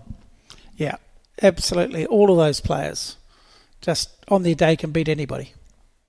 And they're very much the top echelon. And talking of top echelon, I think Aiden's carving a very big future for himself. He's, in terms of age and everything, he's not that old, and I think he's certainly now starting to fulfil the potential that a lot of people see in him. Mm-hmm. Yeah, one of the names that sort of bubbled up in recent times for sure.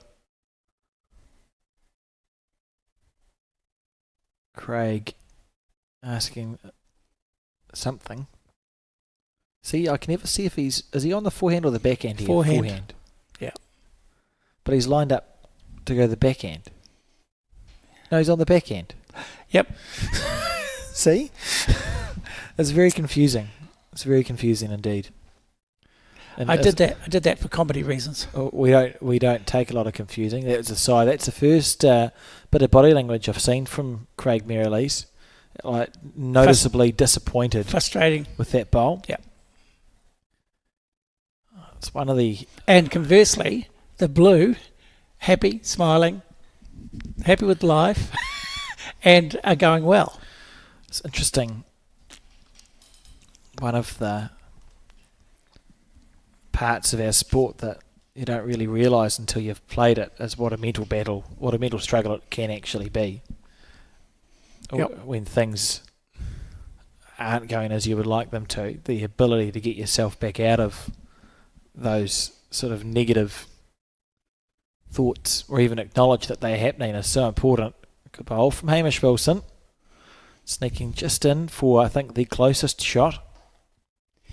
I think it's fair to say when you play a sport that's not necessarily the most physical, it's very much a mental aptitude test.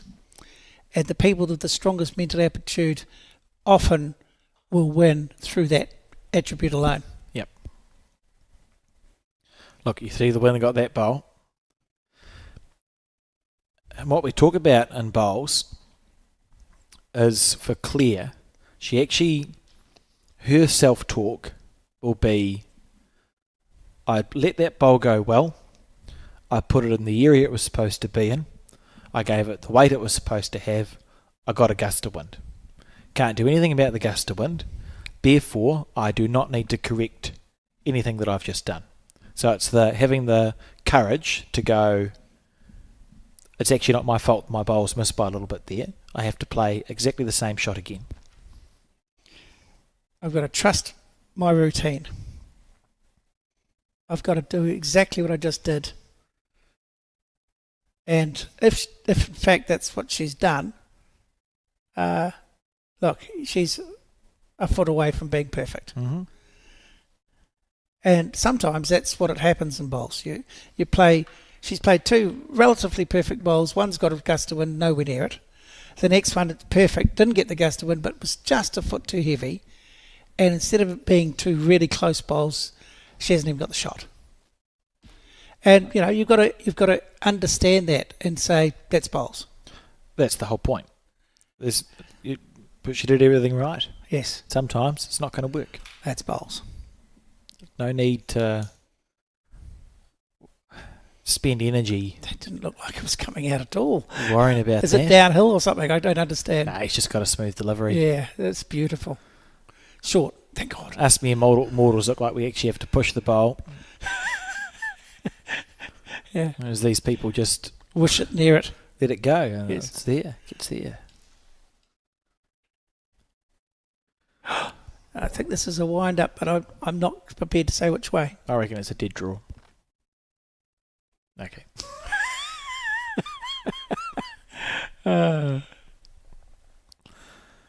So he's winding up. I think he's showing signs of frustration here, Craig. Yeah.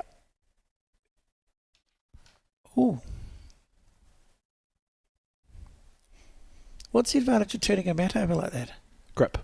Oh. Means you're not going to slip. It gives you those Henselite mats have like bubbles. Slightly on grippier one side and the other side, which is the side that's usually put on the ground, has lines that go across it to hold it steady. So you'll often see players who want to play a drive shot flick the mat over. Is Aiden going to attack it now? No, it's just drawing. Getting very confused. They'll flip it over so that they have the confidence that they're not going to slip off the mat. This looks pretty good. Clean run. Looks pretty good. Beautiful line. It's about as good as you can be without getting closer to the jack, like to get another shot. It's been an interesting insight into Craig's feelings because you got his bowl at 6 o'clock, then there's the pink bowl at 12. If he's one down to the pink bowl at 12, is he feeling that it's easier to chip it off than it is to draw within 3 or 4 feet? I think he's looking to move it 2 inches. 2 down, I think, says Claire Hendra. He's got to draw it, surely. There's nothing to hit. Nothing, not a big target to hit. Correct. Sometimes you do find yourself in that space where you go, oh, it's windy, I've missed a couple. It actually feels easier. It actually feels easier to go a bowl or jack target than it does to put a bowl within 2 or 3 feet. And that's what Craig's decided here. That one's square.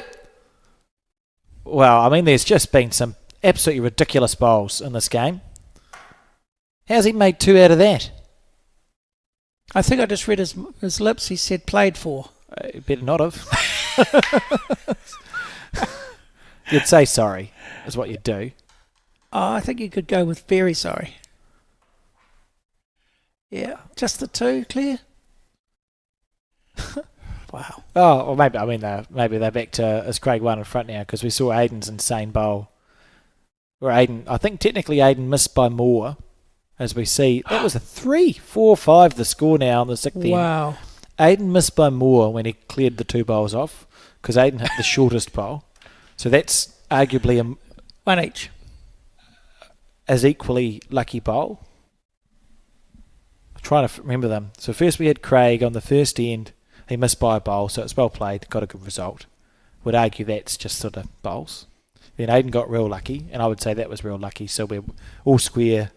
It's 1 bad bowl each. The karmic... With great results, yes. The karmic... and I think overall 5-4's reasonably close to being a fair result. Yeah. After 5 ends. Yeah, that works. I think the bowling gods have spoken. That's a great start from Claire. That's more like her. And you notice forehand. I think this is where most people are like, I'm going to play the forehand as much as I can. Gust of wind there. Yeah. I still haven't recovered from that bowl. You'll have to. Take some deep breaths. This looks wide. What did he even do? I don't want to look at it again. I'll have nightmares. So he sort of hit his own bowl, and it's cannoned other bowls out, left, right and centre. And then suddenly he's got 2 shots. Yeah. 3. Bowls is a strange game. You call it strange. I call it brilliant, because this is the sort of thing that can happen if you're bold enough. So Hamish now will look to play a similar bowl again. Just add 3 or 4 feet to his last one. Tip his in, or take the jack, or get the bowl that's the shot. He's played a slightly narrower line. He's definitely played a bit more weight. I think it's exactly what he's trying to do. That's perfect. You'd think so. The shot bowl's what he's after. Shot bowl's what he got. It's actually perfect. That's a lovely bowl. Oh, I think Craig's probably going to hit this. Yeah, there's a world, because you've got a staggered. There's 2 blue bowls that are staggered there. If Craig's feeling good with his drive and the results he's getting, why not drive the short blue bowl and chip them both out? Yes, but Craig hasn't necessarily been successful with his drives, or hitting what he's trying to hit with his drives. This early on, it's a big call to go those bowls, but it's not looking good for them anyway. And one of the things where you have your 4 bowls instead of the 2, because it's different to a 4s game in that way, is you start getting a bit of confidence with that sort of stuff, and it does make sense. You can be quite aggressive in this position if you want.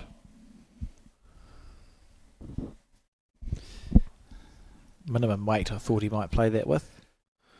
He's short for some reason, Keith. Yeah. And now he's blocked his drive. Oh, not really. Oh, no, he's actually given himself a line, hasn't he? I've been overly dramatic there. He's not blocked his drive at all. He's given himself a good track. Yep. You can see the wind getting up.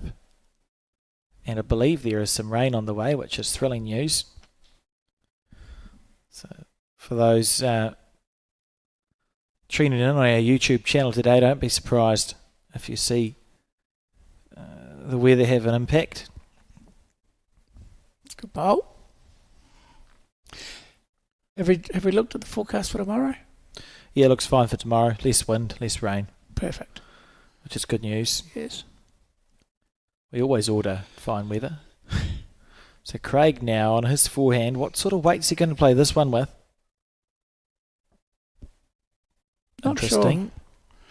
Not sure this is the right type of shot, but it's an understandable shot selection, but it's interesting that he would opt to play. More things could go wrong with that weight. Yeah.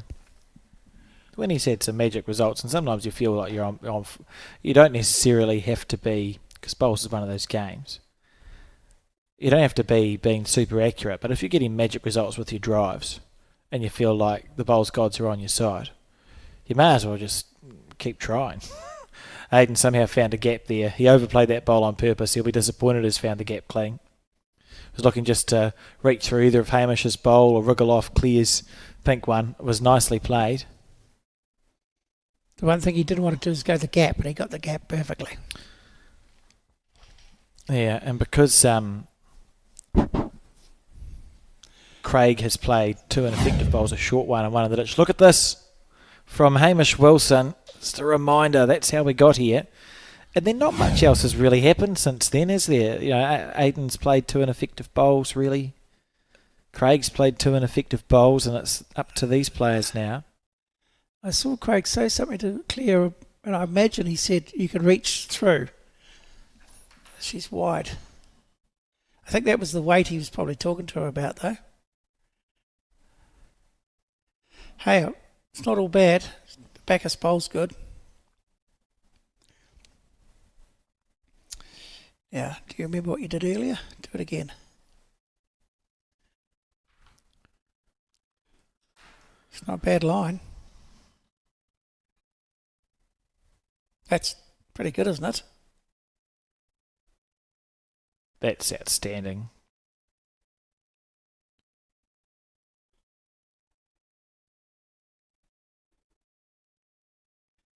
They waited one bowl too long to attack. Maybe. We'll see. I think it's still able to be done. That split is still doable.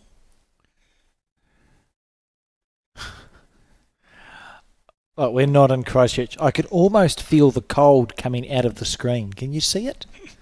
Like this impending feeling of a hurricane or something as we see clear play, This looks the same really controlled good. weight that Craig 1-2, 1-2, and against the bias for not quite.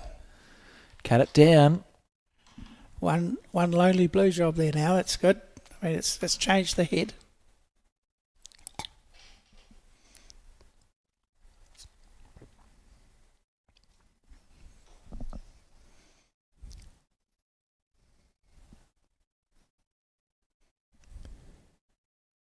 Oh, it's a pretty good effort.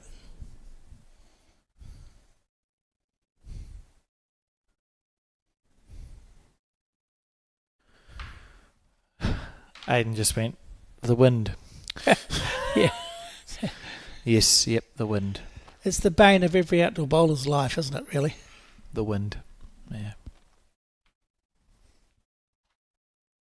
I still maintain these guys are actually coping with it really well. See, Claire's brought the mat up again. Yeah, quite a distance, isn't it? Mm.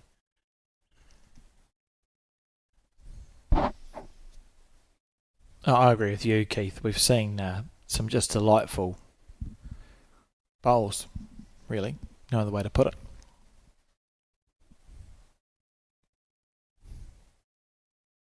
I think there's definitely a standard that is higher for whatever reason in this game, more consistently so than this morning's game. Having said that, I mean, you can only play what's in front of you. Wind again.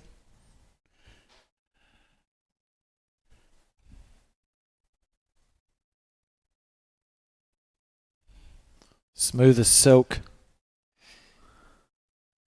I think it's fraction wide, isn't it? Oh, he needs it to stop any time. Yeah. Not to be. So Craig Merrilies now through his short bowl into the split. Rattle around, sit with 4.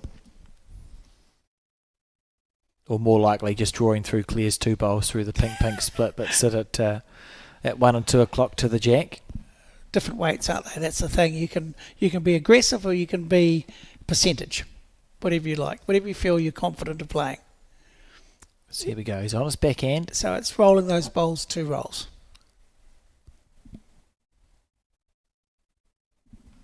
I think this is the hardest shot. Well, he's more than 2 rolls. You might get a little bit, Inside bit half. of it. That's a well played bowl, really. That's a well played bowl. He was right in the area. Isn't that a funny game? He was within half a bowl there, got nothing. And another day you can miss by a mile and get 3. He did that earlier in the game. It's all swings and roundabouts. Aiden looking for the bonus. No, it looks like it's blowing to the left as we see it. See, the wind. It's a wider line. The wind got it before he had a chance to turn. That's why it's he wasn't disappeared. far off either. Oh, that's a little swirl.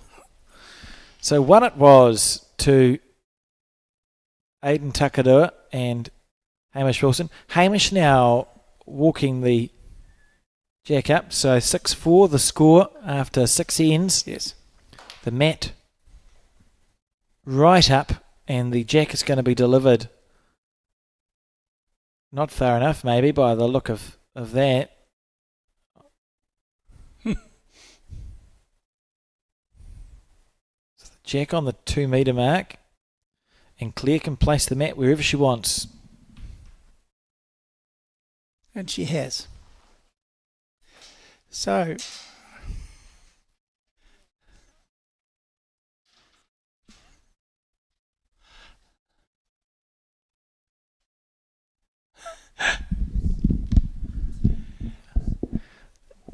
Did you see that? yes, talked about a hurricane. I thought you were dreaming, but it could be that close to one. It's rather dark down there, to be fair. Beautiful timing with the plane that is still in the air. Hamish Yes. is a pilot, incidentally, which I could have mentioned. Yes. Goodness gracious me. Well, I'm sure the wind will just blow around the Burnside Bowling Club and everything will be fine. Not actually. Oh, the bowl got winded.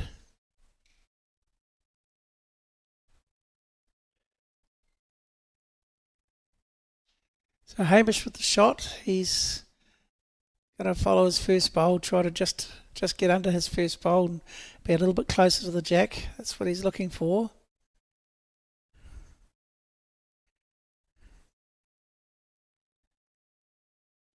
Yeah, it's pretty good. Pretty good adjustment. He's just a fraction quick, but hey, perfect green, 2.5 feet past the jack. That's actually a pretty good spot.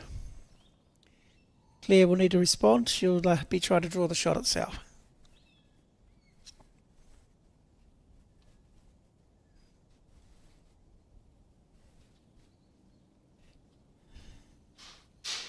Now, I don't know whether I'm imagining this, but Claire's bowls seem, for some reason, to be more affected by the wind than perhaps some of the other bowls that are being played, and that's an example of it. I may have jinxed her, unfortunately.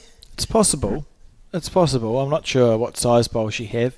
Sometimes we talk about the smaller bowls here, ones, twos and threes, often are more impacted by the wind, and there are certain models of bowl that... Heavy, mediums. Yeah, and they have wider or narrower running surfaces, and sometimes that can be impacted by the wind maybe a little bit more. Be interesting if you're using size 1 classics, wouldn't it? Well, yeah, you'd be... Subanan's ammunition of choice. Would come back up to meet you, is what it would do. Yes. You'd be going across 5 ranks to get back. No thanks. Handy bowl. Good stuff from the Takadua and Wilson combination. Remember when aero bowls first came out, they started off with the dimple grip and claimed that it was modelled after a golf ball, and the idea was a golf ball is very aerodynamic. That's why it's got the dimples in it, because the wind flows over the golf ball in such a way that the golf ball goes for quite a distance. And the idea of the dimple grip was that if the wind hit a bowl, it would be more inclined to go over it, so it'd be less impacted. Well, that's not a bad idea. Was it reality? Oh, hard to tell. In the eye of the beholder. Yeah. Wonder what would happen if you had a bowl that was dimpled. Just the whole thing. Yeah. Like a big golf ball. Do they have to have a smooth running surface? I would have thought as long as they turn the minimum distance. That's the only prerequisite, isn't it? Well, there you go. Get a dimply bowl, and then we've solved the problem of wind. Or created a new one. Having said that, back to the bowls, Craig's actually drawn the shot, I think, which was rather impressive. You can see Colin Williams there to the right, preparing for the incoming cyclone. And the weather, the weather being really kind to our cameras there, as you can see. It's been a long week. Looks like Craig's bowl, eh? Looks like he's got the shot. Yes, I would say Craig's holding one. The loosest head we've seen by some margin. Now, if you're looking at those shirts and thinking, those blue shirts that go to an orange that Hamish and Aidan are wearing, and think, oh, that looks like a nice shirt, you can buy them on the Bowls New Zealand website, bowlsnewzealand.co.nz. We have an online store, Keith, which has all sorts of things on it, including those shirts. It's good to know, isn't it? It is good to know. Well, don't let us hold you back. Go and get one right now while you're thinking about it. That's the thing. I've already got one. Oh. But thank you for asking. So Hamish trailed the jack around the corner there. And so it's Claire's job to follow it down on the back end. Get under that bowl, but once again her bowl Feather? gets affected by the wind. Certainly Seems to. has looked like it has been blown around a bit more. It's probably a size down, I suppose, than maybe what Hamish and Craig and Aidan are playing with. And when that happens, I guess you start second and third guessing things, don't you? Oh, it can be... Bowls can be the easiest game in the world on a good day, but it can be absolutely mind-boggling on others. And Hamish Wilson again with... Look how consistent he's been with his bowls. Real steady.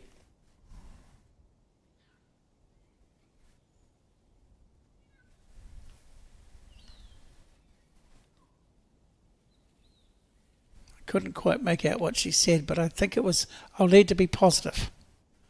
Need to be through. I've got some to land on. That's close. You'd think so. Tell me where the gap was. Well, it was there, obviously. Between but the that's two bowls, I think that's what I saw. It's a bamboozling game. You can play a bowl that goes for 37 metres and finds a bowl-sized gap for no reason. You know, again, we talked about it earlier. Did nothing wrong there. Correct. But if your bowling gods are against you, you'll go through that gap every time. Another day it'll land on that bowl and flop down for the shot. Aidan asking if backhand or forehand makes more sense. Backhand makes more sense. Opting for the backhand. Yes. It's at the third time you're right.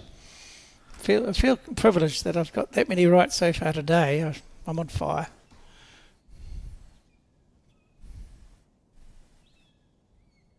Ooh.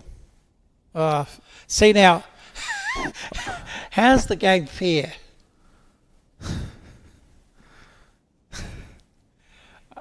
Answer the question, please. I just don't get it. I don't have an answer for you, I'm afraid.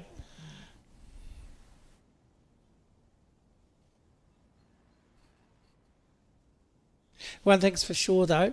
For every bowl that goes up, there's always going to be a reactive bowl from the next person. Because while it changes one thing, it opens up potentially another. And that's what you've got to keep considering, is that while you've got a bowl in your hand, you've got a chance.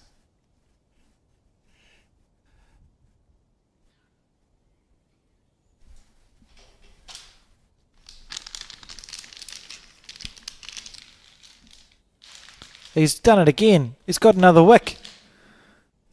Maybe he's playing for it and we're not giving him enough credit. He's in the area, but he's made two pretty good bowls that didn't look like they were going to be that good. Claire just saying, hit it please, Craig. Craig going, I don't think I can. Oh, what do you do? What do you do? I think you're 3 and 4 down. You've got to go it, don't you? Yep. He's got it clear in his mind what he's going to do. He's just got to attack.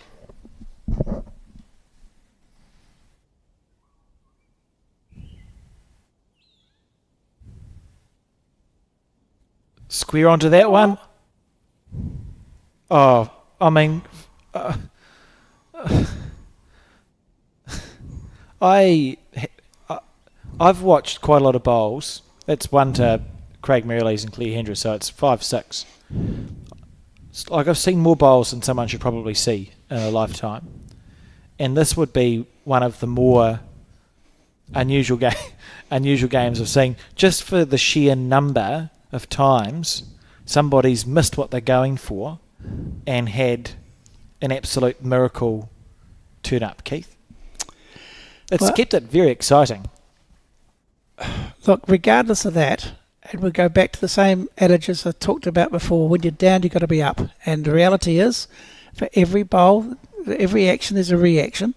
And it's exactly while you've got a bowl in your hand, even though his body language and what we sort of saw him say, which seemed pretty negative, he got it clear in his mind what he was trying to do. He managed to get the shot. It doesn't matter whether he got the shot he was after, he got the shot.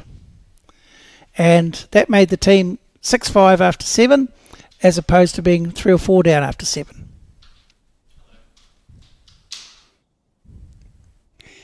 And Claire's bowl, first bowl of the 8th end, about 1.5 foot away, a pretty good starter. Now, Hamish has been quite consistent going up this way. Let's see if he can continue with that.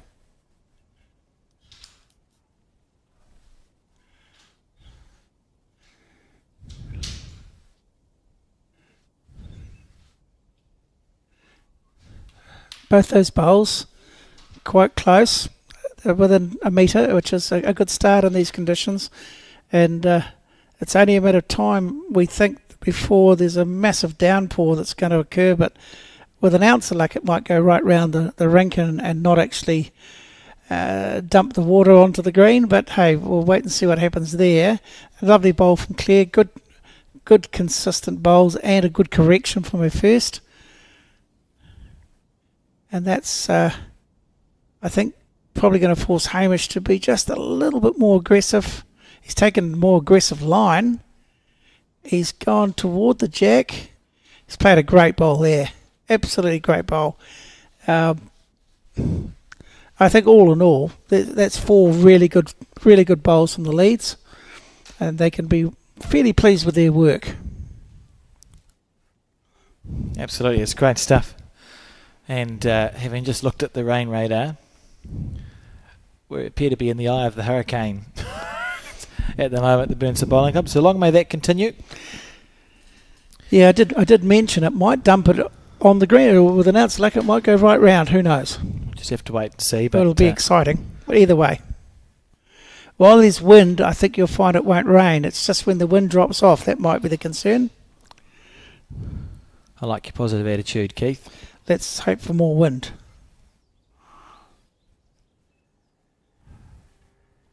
Now he's taken a very narrow line, but again it could be because he's looking for the jack and he's close. He's got it.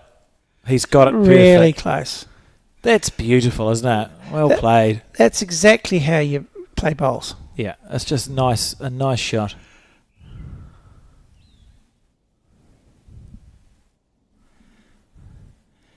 Now Aidan will get a rub and and undo all the good work.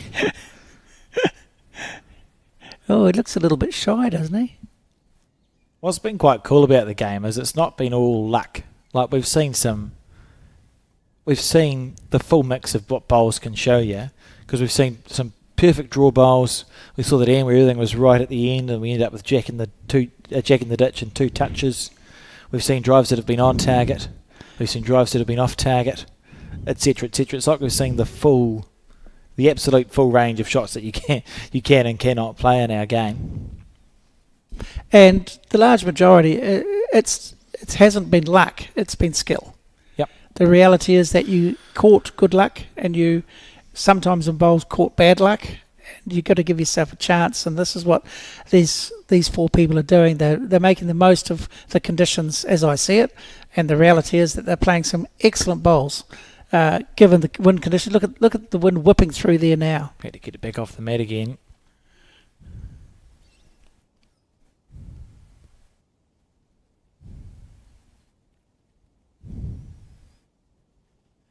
I think he's turning. He's got a few to hit. Square through that one. Good bowl. It's gone probably a couple of rolls too far, but he had plenty to choose from, didn't he? And it was amusing too, so that's good. I think we mentioned earlier about people having fun in this game at this level, and when you're having fun, it makes everything else worthwhile. Because whether you win or lose, you can still go into the bar and have a hot drink or a cold drink and enjoy and reminisce and talk to your friends, which is a large part of the game, surely. It certainly is. And at Burnside Bowling Club as well, they've got wonderful facilities too. So you can have a drink and talk to your friends in comfort and style. At the top level, they've got 2 stories. So you can watch the bowls from up top. And just a warning for those tuning in to watch this broadcast live on YouTube. There is a massive thunderstorm heading straight for the Burnside Bowling Club. So it is likely, and I'm saying this to try double bluff the weather, it's likely that we're not going to see the end of this game, or that this game is going to finish. So be prepared for that. And now I've said it won't happen. The event officials you've jinxed the weather. Pretty reasonable when it's thunder and lightning and rain happening. If it does arrive at the bowling club, the play is likely to stop, and at the very least, with our broadcast equipment, we don't really want it to be electrified with however many thousand volts a lightning bolters. If this game was rained out, what happens then under the rules in terms of does this game get disqualified or cancelled or? Up to the tournament committee can make decisions as they see fit. So sometimes they might go, if you've completed 7 or 8 ends, your game counts as played, or they may make a decision tomorrow to do something else. So it's quite flexible. Oh, okay. Really, they'll see what the weather is like tomorrow, and then the tournament committee can make a decision. The good thing is we've had quite a lot of bowls played, and we'll just stay out here as long as it's reasonable, and maybe the rain will miss us. The players certainly playing like the weather's fine. Look at that. Bunching of bowls, and the jack's just been taken off the 2 metre mark. Hayden Takarua, a measure for shot against, I was going to say Craig's bowl at the back, but from this angle it certainly looks more like Hayden Takarua is holding one with this pink bowl. Remembering the score, 6-5. What would you play here, Keith? It's really very much who's got what shot. That's the thing. Well, Craig just pointed at a 4 or 5 bowl plant. Yes. Which ends up with Hamish's bowl punching through the head, so that must be to clear some bowls off. I think that one will hit the back one, which will take them both off if he gets it square. It'd be an indication that Craig thinks he's 2 or 3 down then, wouldn't it? If he's yes, and that's exactly the difference between 1 down and 3 down or 2 down. You've got a risk or reward, isn't it? He's got a few shows through that gate, though. He's got a real chance of... a bowl just sat down in that line of bowls. He didn't seem to play much weight.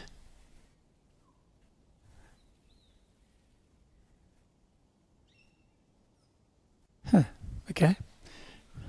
When you want to outro the 7 cut, I guess, what are we on there? 7? I just cut to. Have they started 3 cut? Have they started picking up this one? What's happening? Still rolling?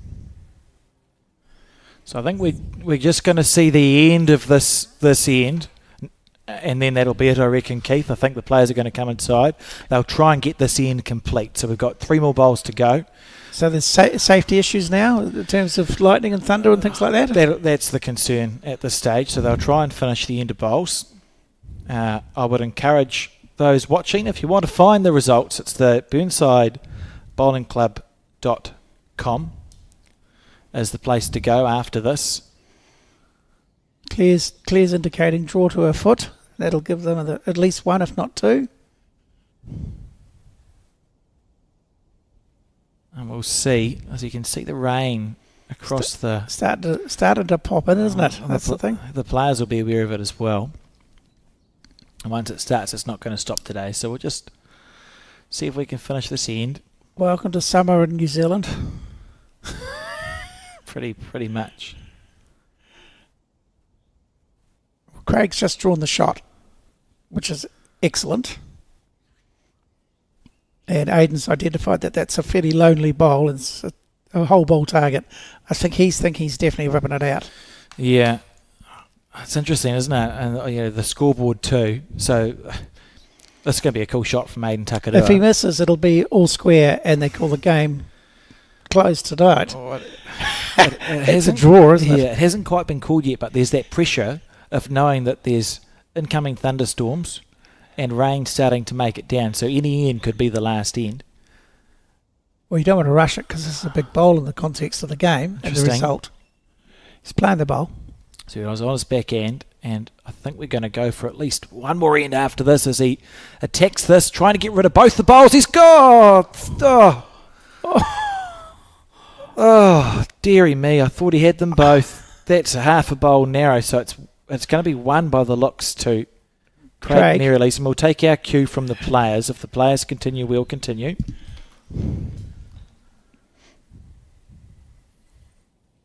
There'll be umpires and whatnot there.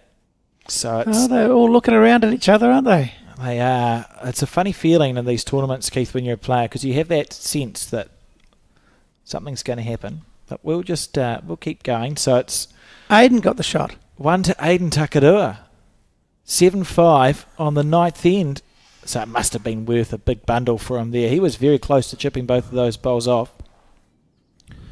As this game continues with what must be said is a limited lifespan potentially left for it. Well, now we've told people that we think it's going to finish. We'll probably get all 15 ends in. And the Jack spotted on the 2 metre mark because it didn't quite make it. And that means Claire can place the mat wherever she wants. I'm thinking they'll probably have time for an extra end too. I just, yeah.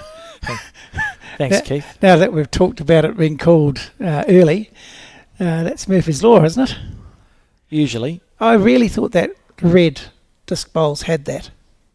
It looked like it. It was still worthwhile for Aiden to play a shot regardless. Safe as houses, apparently.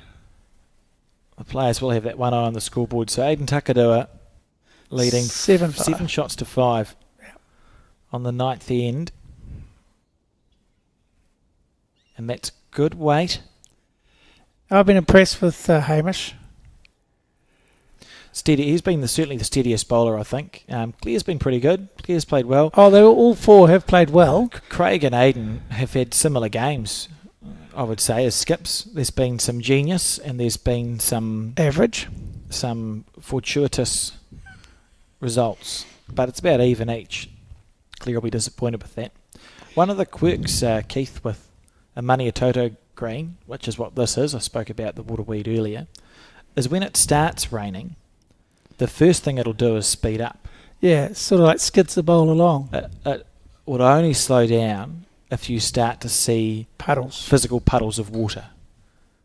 Until then, it actually flattens out and the green speeds up. And even if you go off for a rain break and come back, as long as the puddles are gone, it runs quite nicely and quickly. To give the people that are listening a bit of insight, if you came back after a shower of rain and you went 2 metre to 2 metre, would it be maybe 1.5 metres quicker than what it was before you went off? Yeah, probably. Yeah, because usually what would happen is that you wait for the rain to clear. Someone gets on a roller, rolls it, squeezes out all the water. So your green's playing just as nicely, if not nicer, than what it was immediately and it's before tighter. You went off. Yeah.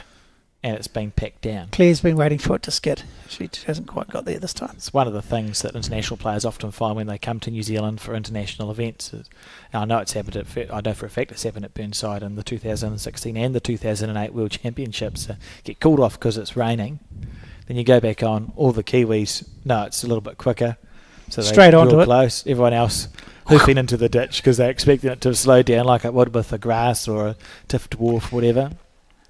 That's home advantage. That's what I call it. I mean, I'd rather not be rain, to be honest. But there we go. So Aiden Takadua. Once upon a time, they used to play through rain. Yeah, they did. I've had to do it. It was horrible. I think their rinks quickened up. I wouldn't be all that surprised. So there we go. Oh, so Craig waits. If I was him, I'd be hurrying it because I want another end after this. Because he's behind and he needs to get back on level terms. Look, it's just added yet another aspect to this game, which is the fact that we know we might not finish the 15 ends of bowls. He stayed remarkably calm though. Look, that's a pretty decent effort, isn't it? Yeah, it is. It's solid. That's a nice bowl from Craig. And also of note too, unless the end is finished, it doesn't count. It's so fascinating, the different permutations when you're playing in this situation. That raises the question. If you are halfway through an end and somebody else is 2/3 the way through the end and the whole control or the controlling bodies decide to call it off, wouldn't they just wait? They'd give everyone the nod and say, or they'd just ring a bell and that's it? They ring the bell and that's it. Okay. And if they ring the bell, the end is cleared. Because in golf, for example, if there's storm and lightning, the people, if they're on the green, are allowed to putt out or they can mark their ball and walk off. It's entirely up to them. That's what they're not allowed to do is start a new hole. The things you learn. So try things you pick up. Oh, look at the wind's got this bowl. Yes. So you can see it's not even having the chance to break. He wasn't that heavy, but because the wind's got it and the bowl hasn't had a chance to turn, it looks like he played it heavier because it hasn't had a chance to turn, so it's done the same amount of... terrible green there. No, it was the wind, Keith. I know, but I just wanted to be contrary. Look at that. A slow walk back. Hamish not in any rush as the wind comes across and the rain comes across from the right to the big left. Spits of rain going, hitting him on the side of the head. Not entirely sure where my rain jacket is. He's liking that. It's been a bit hot down there, so this respite. Now, the way he's been going, I'm going to go early here. I think he's going to draw the shot here. Should do, and he's near that pink bowl of Aiden Takarua's that finished at 2 o'clock to the jack. Yeah. Goes near that. He'll be very close. So that's his target. That green's good, isn't it? No. What do you mean, no? Yeah, it's perfect, yep. I wasn't so sure about the weight, which I needn't have worried. I was gutted. That's what I mean when we talk about building ahead. And that Craig's got the shot. See the wind. But the head's been built for blue because Hamish now is second, third and fourth. Hamish probably won't try and get the shot with his fourth bowl. He'll look to beat his last bowl. Correct, and then it's a very isolated shot bowl for Aiden Takarua. So you're continuing to build on what you've already done. That could be an accidental block here if it lifts that up and over. Oh, no, it's opened it up. It's a different way to get through to it, isn't it? Yeah. Certainly, It's going forehand. No, it's not. It's just his delivery. Oh. He's on his backhand side, and he'll just draw another second or third shot here, waiting for the wind to stop. You'll be waiting a long time. Drawing two or just past his last bowl, yeah? That looks wide to me. Oh no, it's coming back. This could be good. This could be really good. I can confirm this is going to be the last broadcast end because the storm is setting in. You may find the players play an end or two after this. Just a reminder that you can find the full results at the burnsidebowlingclub.com/Stu Buttar Piers 2026. And if that fails, just Google Stu Buttar Piers 2026, and I would say by about 5:30 this evening, all the results of the games that have been played will be in, and we are back tomorrow from 11 o'clock live on Sky Sport and the Bowls New Zealand YouTube channel. 4 bowls left to go in this broadcast of this particular game, and the score 5-7 to Takarua and Wilson.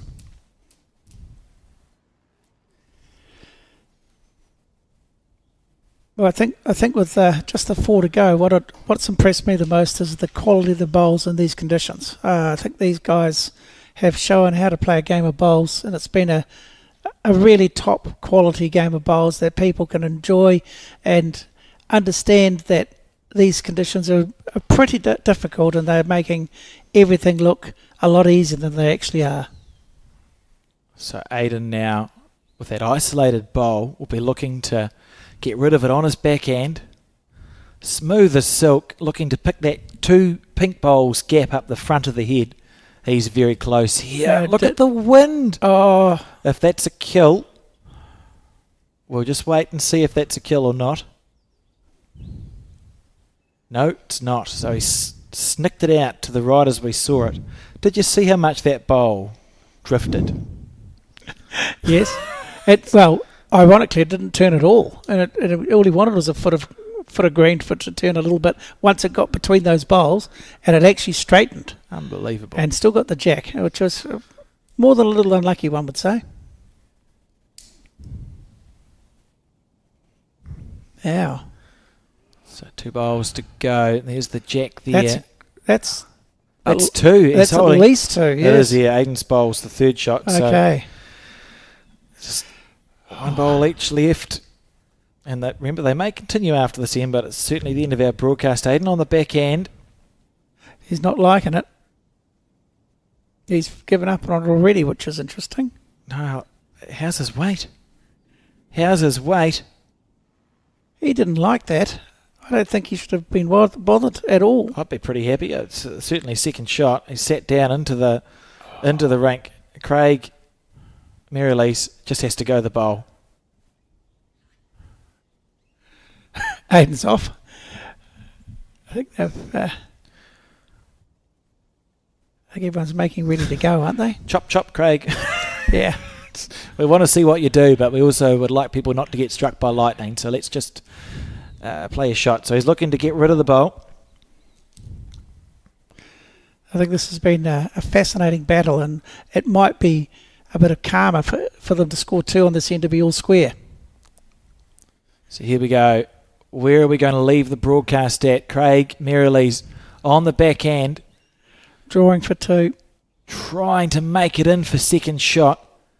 He's not done so. And Aidan's bowl was out of bounds. So it's 2 for Craig.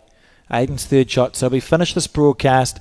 7 shots apiece after 9 ends. Yep. What a fascinating battle that was between those two teams. They may continue going, and remember that you can find the full results at the Burnside Bowling Club website. Just Google the Stu Buttar pairs. But for now, that is it from us. We're back tomorrow from 11 a.m. live on Sky Sport and the Bowls New Zealand YouTube channel. We've enjoyed bringing this broadcast to you, and we hope those in Christchurch don't get too wet. Until then, sit back, relax and enjoy some highlights from that game.